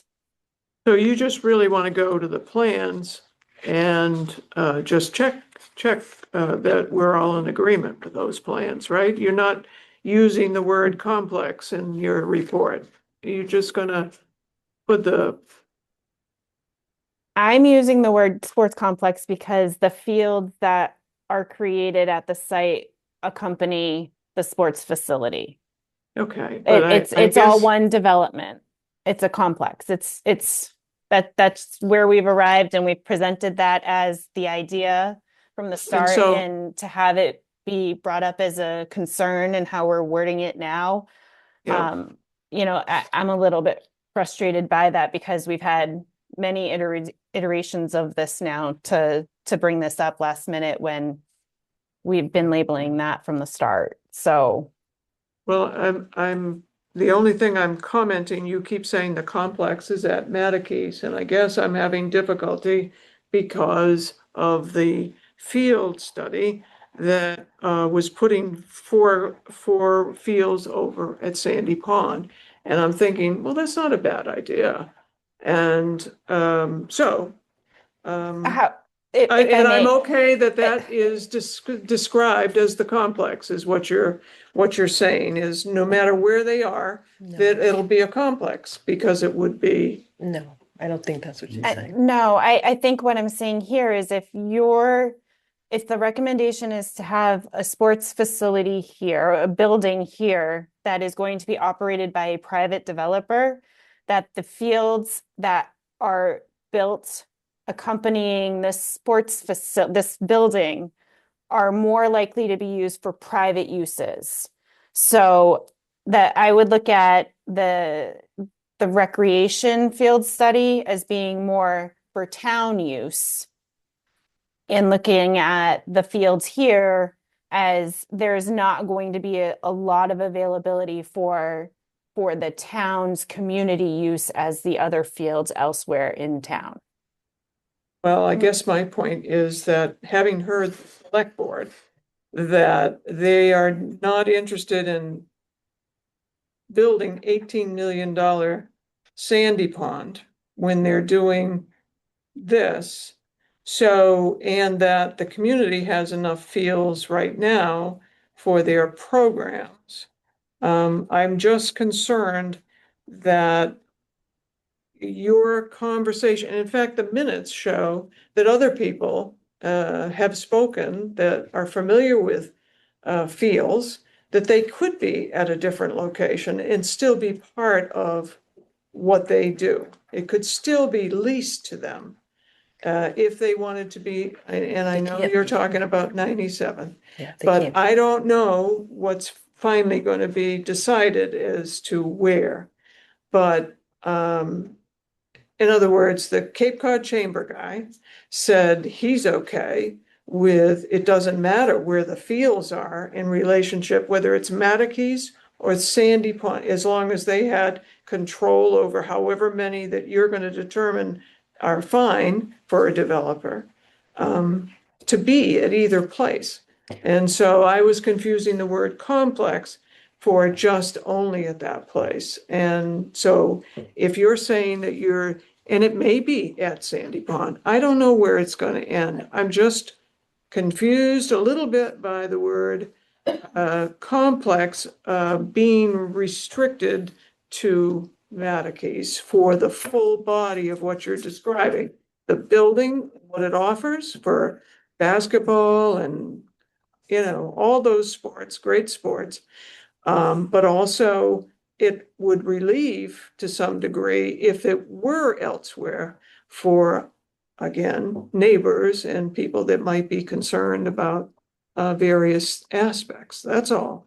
And The recreation study was showing what the recreation department would need if Mattacheese was not, if they weren't using Mattacheese.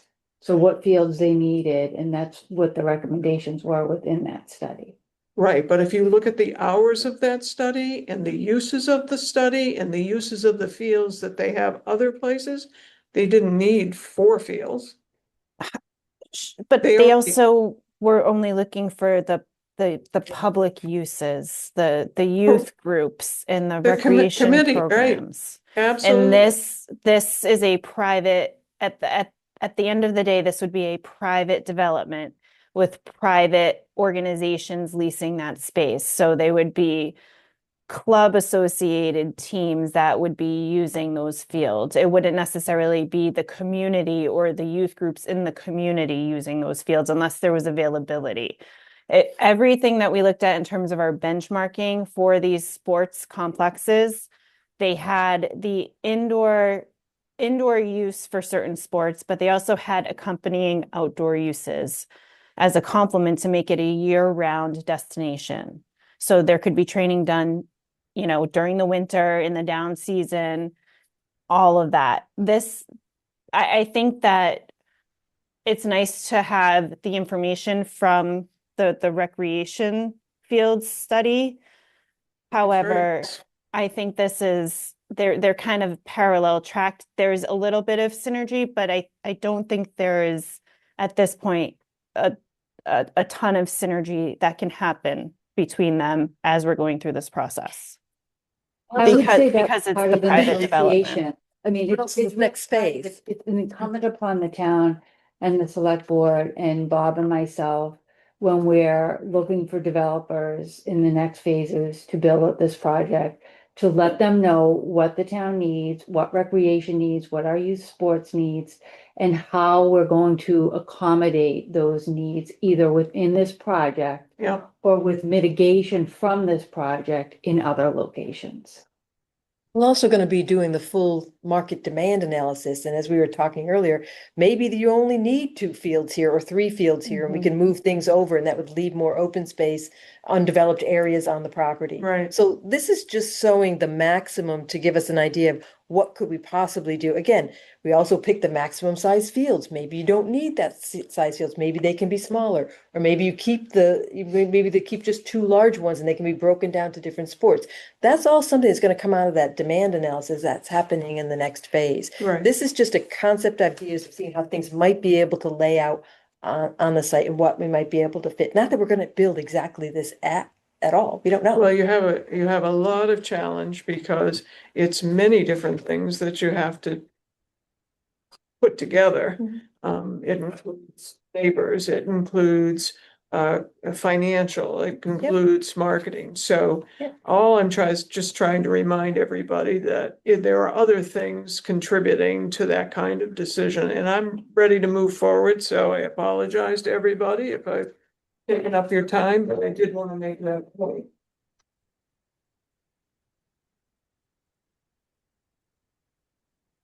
I think we've heard, I outlined the areas of alignment, talking about tensions, and I think we just witnessed kind of some of that, the back and forth about that. So, there's the tensions between housing or development in general versus open space. There's tension between the density and the neighborhood compatibility. There's tension between economic potential and traffic and infrastructure along that roadway in the area. And then there's tension surrounding the public control and use versus the public-private partnership and maybe more of the private uses. So, keeping all those things in mind and knowing that there's more conversation that will happen and there's more, work that needs to be done. And trying to guide the discussion, I want to focus on 4 elements, really. The community alignment, the economic and the fiscal benefits, the site feasibility and flexibility over time. Large scale development projects like this do not move forward all at once. There's always a phased approach. So you tend to start with what makes the most sense and what there's more support for first. And then, based on timing, based on outside factors, we have the whole discussion around the school and the you know, the future of that and where it ends up. Looking at all of that, and knowing that there's going to be flexibility over time. Trying to think about the community conversations we've had and, you know, what direction does the committee want to recommend for the select board's consideration when it comes to determining if there's 3 alternatives that can be presented to them. So what I've proposed in terms of the notes that I pulled together is having a concept that's focused, community focused and lower density as being one concept. And we have that really with alternative A with some refinements.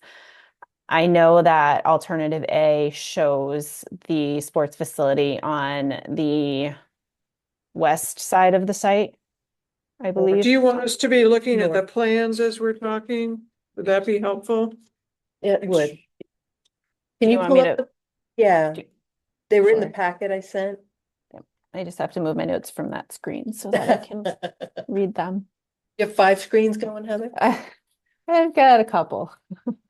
Give me one second. While you're doing that, I just would mention to everybody that there was an article in the Cape Cod Times today about the Mattacheese plans with the community building, and I made Oh, some cool. copies of that Oh, that's great. Thank you. while you're waiting. Susan, yeah.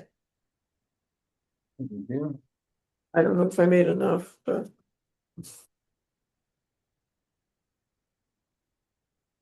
So I'm hoping that that's large enough for you to be able to see. If I zoom in a little bit more, I'm going to lose some of it. So is that okay for everyone in the room? yeah, we're lucky enough, we have plan in the packet too, so. Okay. So, I mean, alternative A has the sports facility where the school is. So that's a little bit problematic because of the timing. However, if the decision is made that the school, you know, if the timing is such that a developer is not able to move forward with a sports facility at this time, that could be a future phase of build out, and the town could focus on the east side of the site for housing development. So that I think is one thing to consider in terms of looking at this alternative as a viable alternative for now. However, if the approach in the committee feels strongly about the sports facility is likely to be the first phase of development at this site, you know, going through the next phase and compiling all the information and having the feeling that, yes, this could happen here, there's a demand, it can work, then that's where the other alternatives can focus with the sports facility on the east side of the site. So this was just to give an option to say, if the site was cleared today, then you could put the sports facility on the west side of the site, and you could put housing on the east side of the site. I think it's an option that needed to be considered as we went through this conceptual design process. I'm going to leave it to the committee to decide whether or not elements need to be tweaked in terms of the location of, you know, where those uses are. And we have the other alternatives that show it on the other side, and the layout is consistent for all of these other alternatives. And the variables that really change are the housing density on the west side of the site and the school.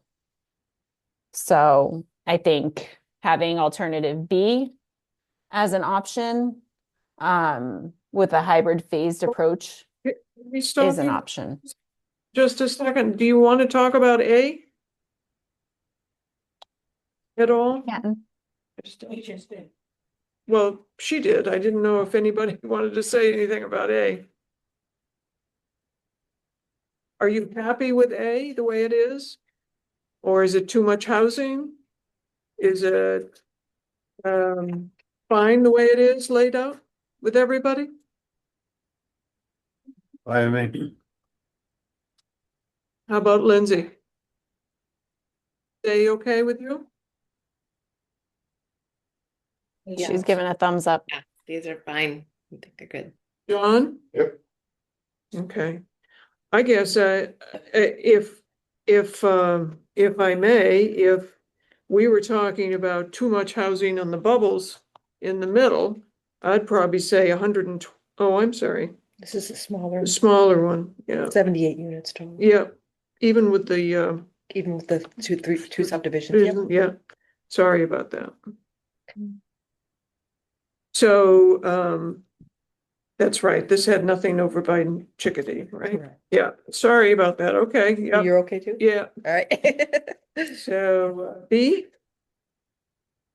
So in terms of alternative B, there were this one swapped the sports facility went on the east side of the site.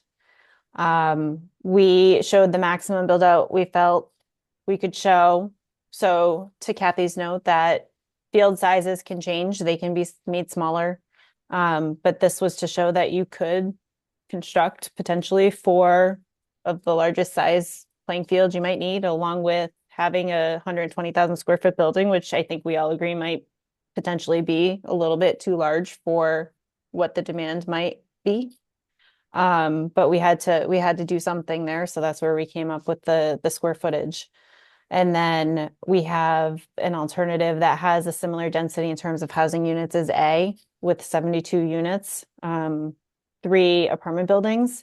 The question here is the committee satisfied with this alternative as it is? With, when we have the schools, I think, there's an alternative where we have to have the school site preserved, which we do here.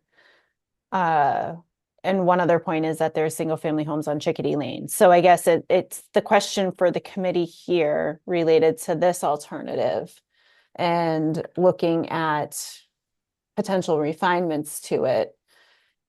Is there a desire to see a different type of housing shown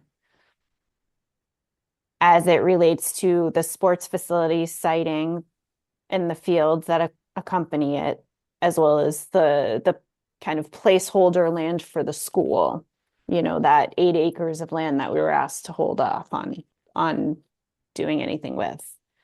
Single family housing and apartments are here. We've shown in other alternatives, townhouses, a larger town, 32 unit townhouse development.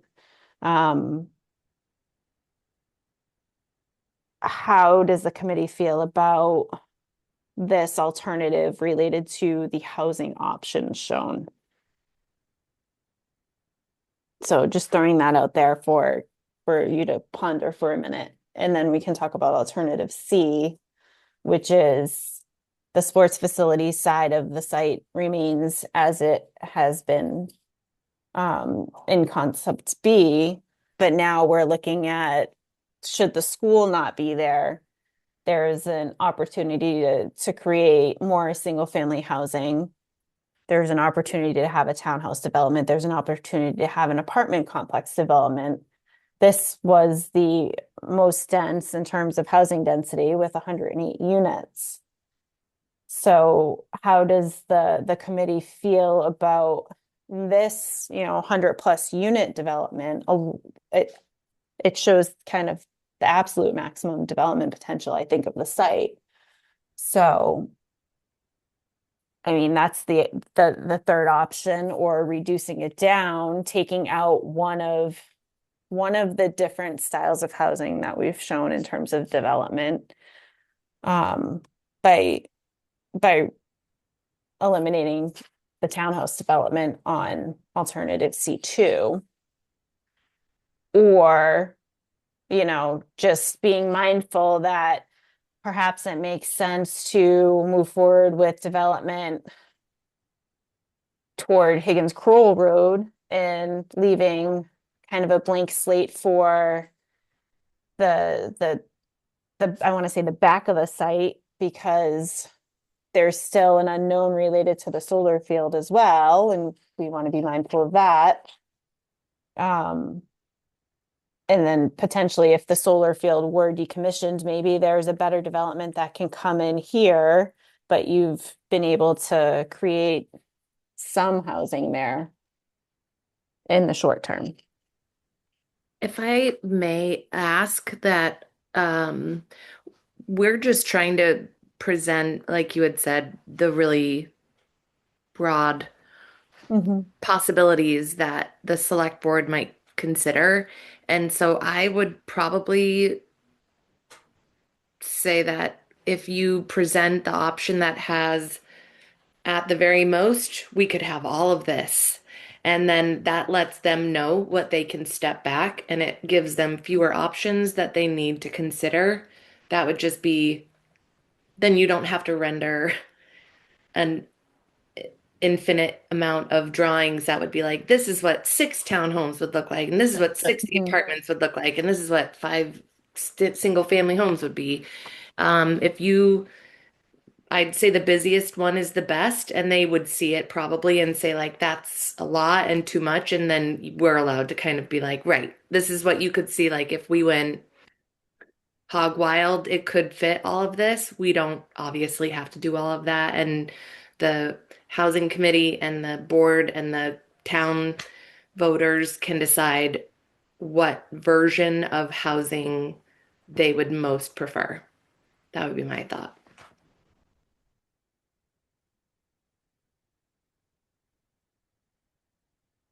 So Lindsay, if you had What? if you had a recommendation to make, you would say C1, why not? Because it shows the most you could do there. Mhm.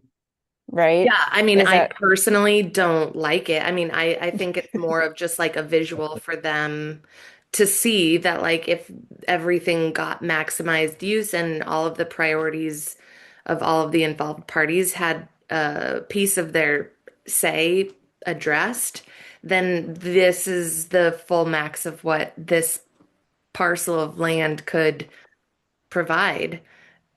But no, I mean, I don't, I think it personally looks Mhm. like, but I'm not, I'm not the queen of Yarmouth, so I don't say anything goes. But I think it helps to give a visual. I don't know what anybody else thinks. I think it's just one of the things that could be. Well, could I take you back a little bit, please? So I thought you were asking about each one individually. So could we go back to alternative B? Because then we just kept rolling. Sure. And I think it became confusing, at least for me, to be flipping back pages and back and forth and what have you. So I kind of like the first, that we looked at one, made any comments about it, or either were happy with it, so that we could try to zero in on plans that we like. I guess is how I view it. I'd prefer to present plans that we like and then find out the financials, find out all the market stuff, and then there'll be more stuff. But at least in terms of our phase, we've done something and this is it. So if you don't mind, I'd like to go back to alternative B and see what everybody thinks of alternative B, just unless you want to I do. just had a clarification question. Is our goal tonight to narrow this down to 3 that we would like to submit? So we need to eliminate 2 of the plans in this. Well, or mix or match. It doesn't mean that this is the only way it can be presented. I know that some people don't think they're experts, but if you don't like the number of housing in something, then take it out. So let's look at B and just try to give your opinion about that particular plan. Do you like it? And if you like it, what do you like about it? Or if you don't like it, what don't you like about it? So can I ask somebody to comment on B? I was gonna say, I think we have to have B as an option because of the school. But again, we keep repeating this piece of the conversation that these are suggestions as to what should be used on this particular land. Whereas ultimately, the town and the developer will actually decide where those spaces are going to be used. Correct. So, so I think we could agree that A and B are two viable plans. I don't know if you want to talk about, I think she's my I think we view. are talking about it. No, but I think she's looking that, so you like it the way it is what you're saying, Barbara. B, so then we'll let somebody else talk as to whether they like it or, not. I Okay? guess I like what I'm seeing, but what I'm saying You is. love it? I love it. ultimately, All right. Change. Our Andrew loves it, so you like it. It's a solid option. I'm not, That's all we're They here. ask you if you like B? Lindsay, are you okay with B? I think it's great. Okay, so now we've got lots of greats. John, do you have any questions about it? So, I'll move. All good. I like, just so that we're clear, I like A, better than B. That's just my comment. It's not that it's a bad plan. I like A better than B. So now. Have a school. Can we go to, well, it has a school, yeah, but I still like A better than B in terms of the rest of the. That's all I'm saying. It's. Absolutely needs a okay with B schooling. going Yes, I'm okay with B going forward, but I like A better, B. So now we're going to C1, just letting you know how I feel. I'd like everybody else to let me know how they feel. So now we're alternative C1. And we're trying to move on and get through this. So this, as Heather pointed out, has 6 lots on Chickadee and 4 on Higgins Croll. And parking up where one of them used to be. And more housing. This is the one with 108 units. Do you all like that? And is there anything you don't like? And of course, all these have the sports facility of 120,000 square feet. And Heather did note that there is some concern about the size of it. So we need to, eventually talk about it or not. I'll go first. I like C3. Oh, wait a minute, we're talking C1. Oh, okay. All I right, thought we were picking one.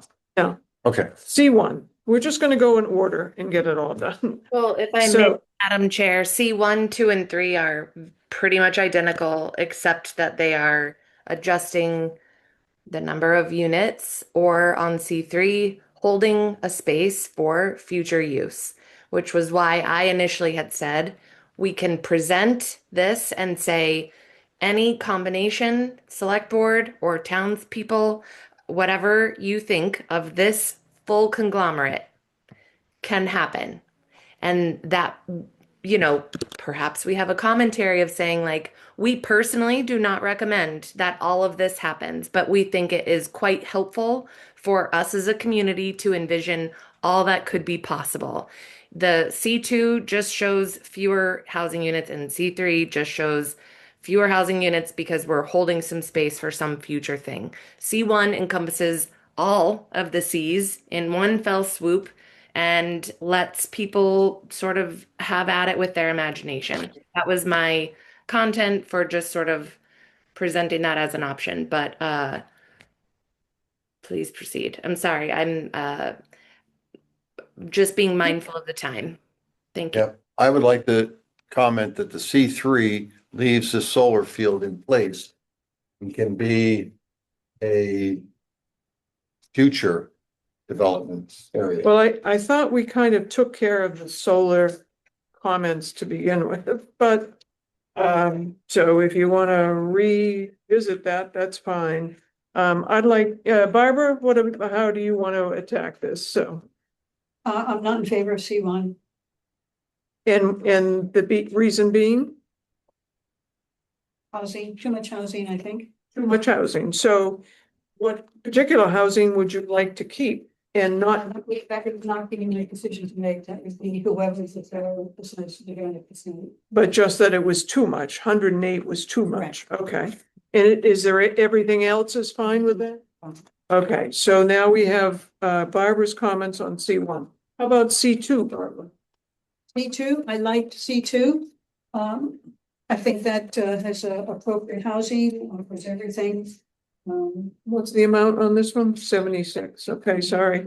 And I'm in agreement with you. I think we already agreed that since we're going to decommission the solar fields, that eliminates C3. Right. So Well, it doesn't I'll- eliminate it. You can still comment on it. I'm just saying ultimately, if I had to make a recommendation as to what 3 plans to present to the school, to the select board, it would be A, B, and C2. That would be my recommendation. Thank you, Barbara. Perfect. Very clear. Yep, no doubt about it. So John, how about you? What would you like to do? To comment? But I think the only difference between C1 and C2 really is, do you want the housing on the upper left or do you want the field, right? That's the only difference. So, I mean, I personally, I'm a Barbara, I like A, B, and C2. But it's almost like you could split the diagram, that upper left corner, split that diagram in half and have it be housing on a field, and sit to Lindsay's point, say to the select board, like, you know, we know what, right? Like there's room for both, depending what you feel is more important. Okay, so I guess I'd like to comment on I guess C1, which is no school. And it has 108 units.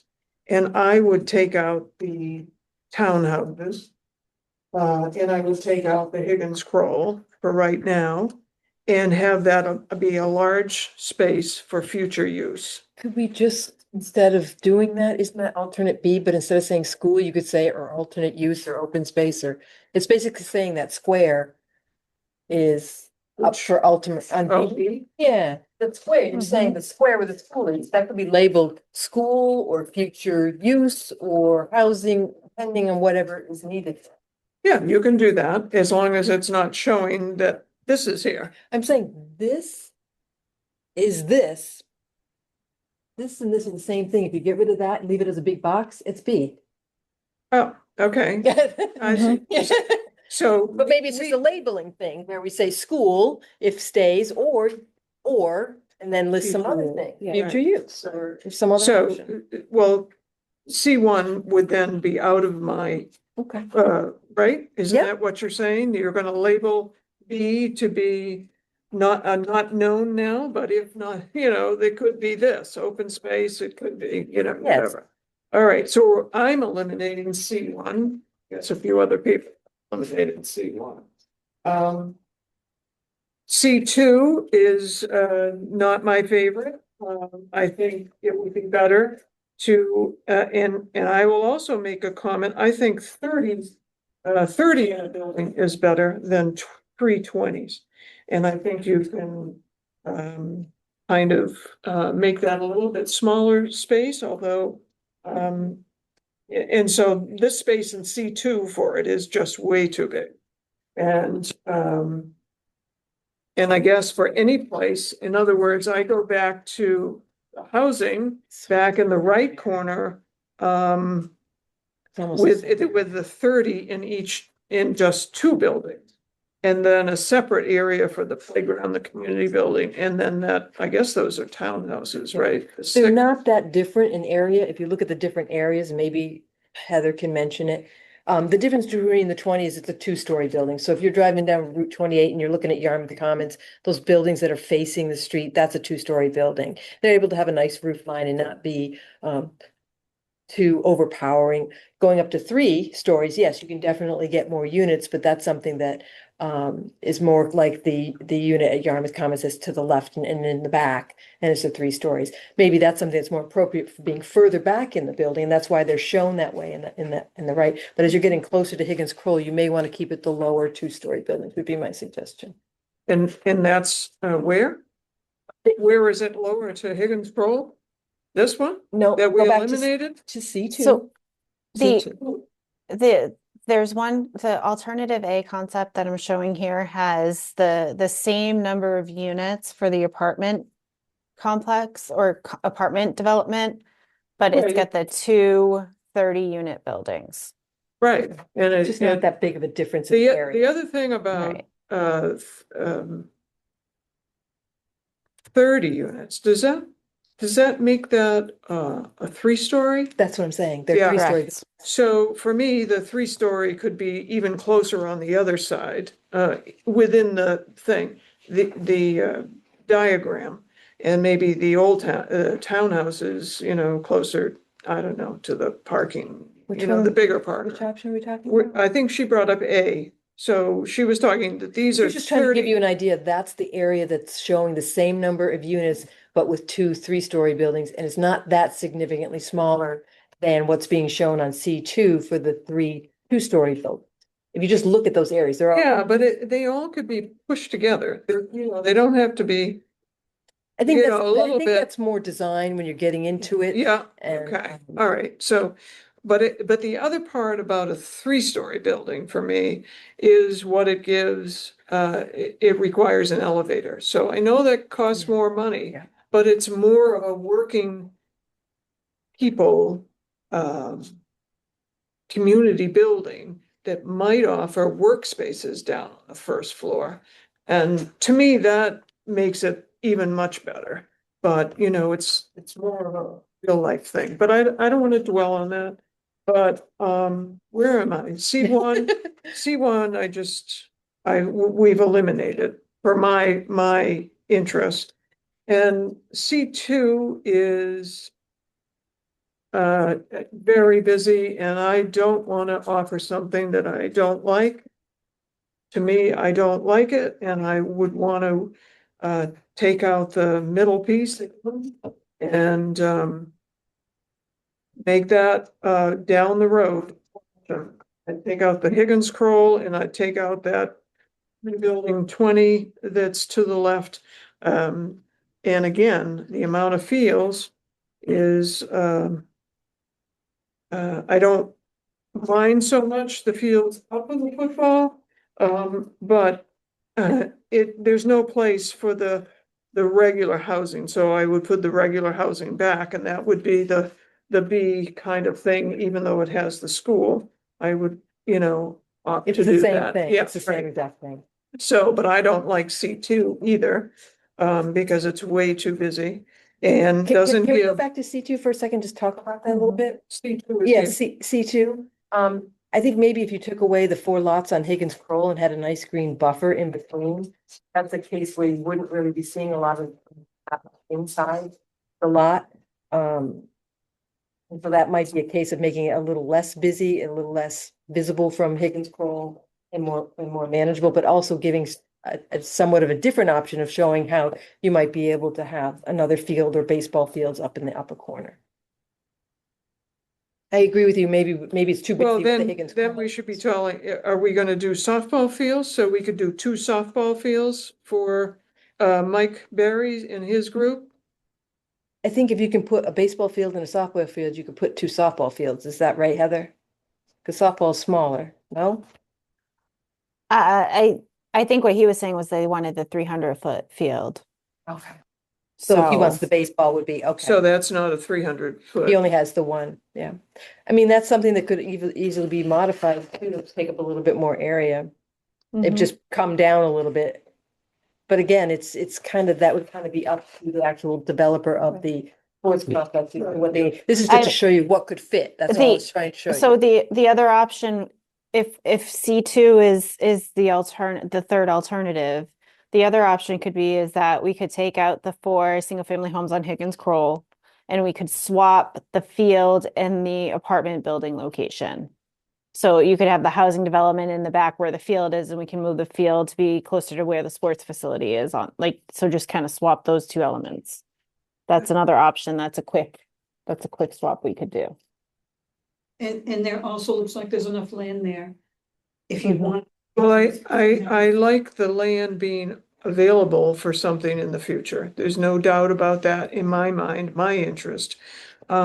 Because I don't think this is a set only thing, but that's just me and giving the select board that option.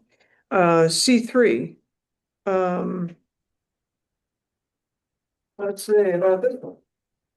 This is a different thing about the housing. It's only at It's least just keeping the condos. solar. It's everything's the solar.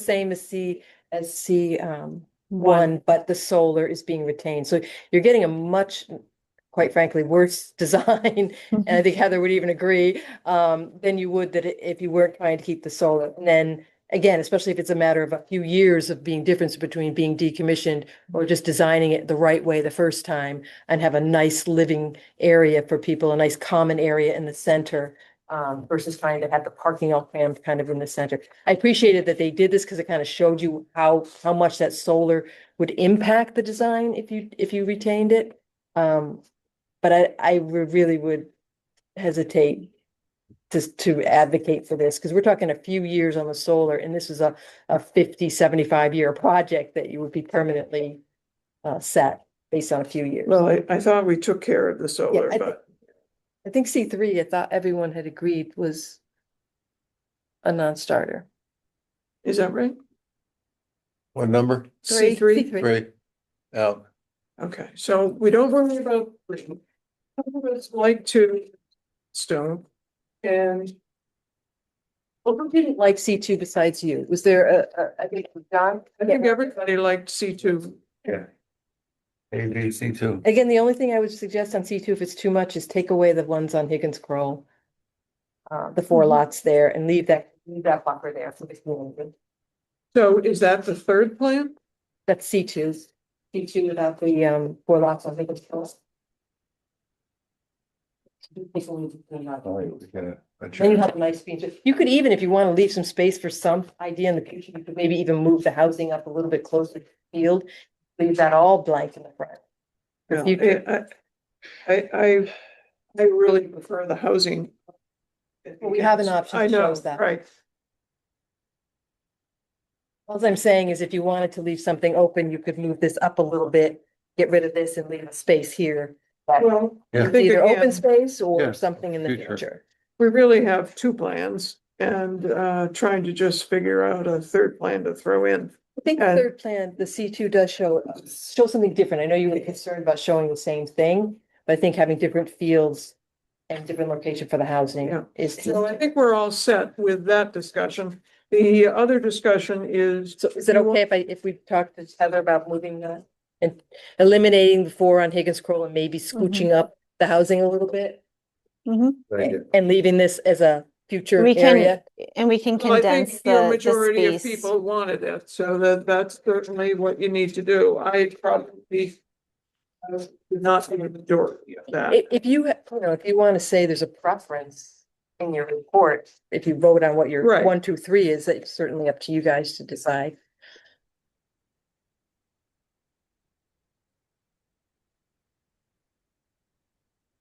I can describe think- that.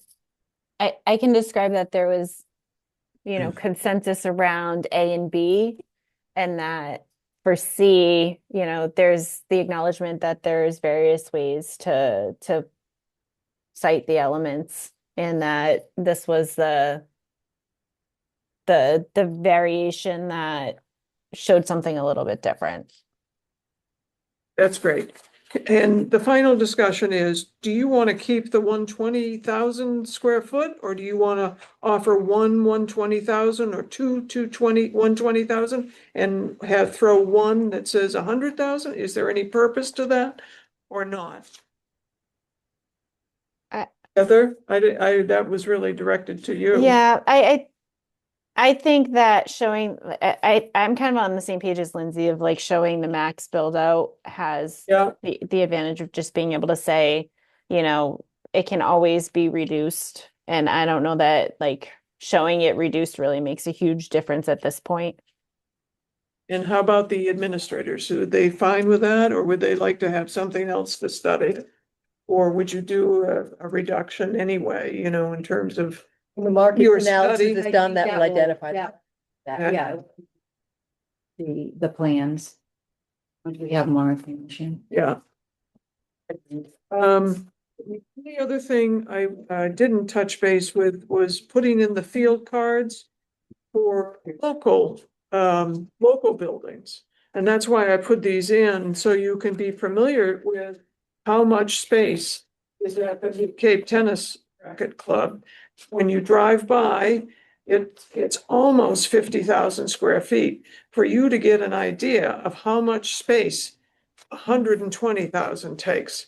So twice and half again. So, but there's only, I think, was it 37 on the first floor?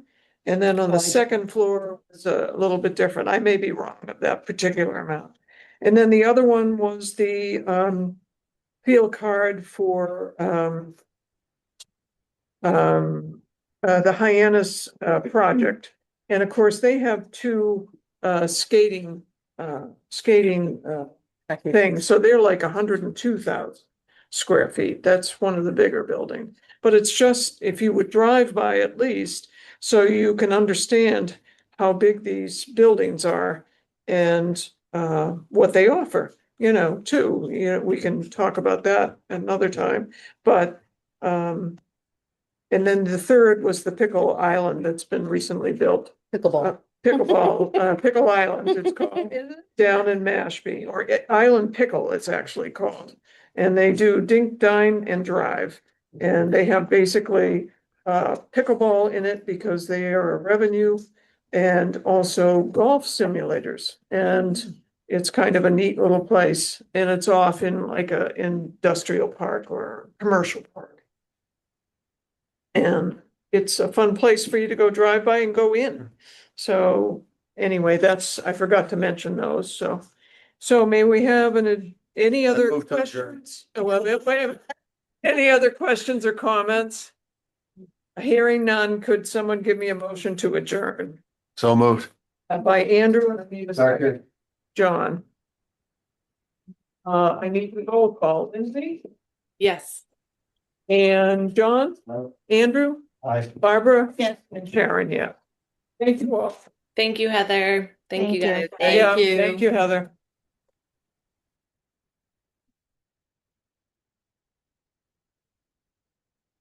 Thank you for coming. I hope it's starting to be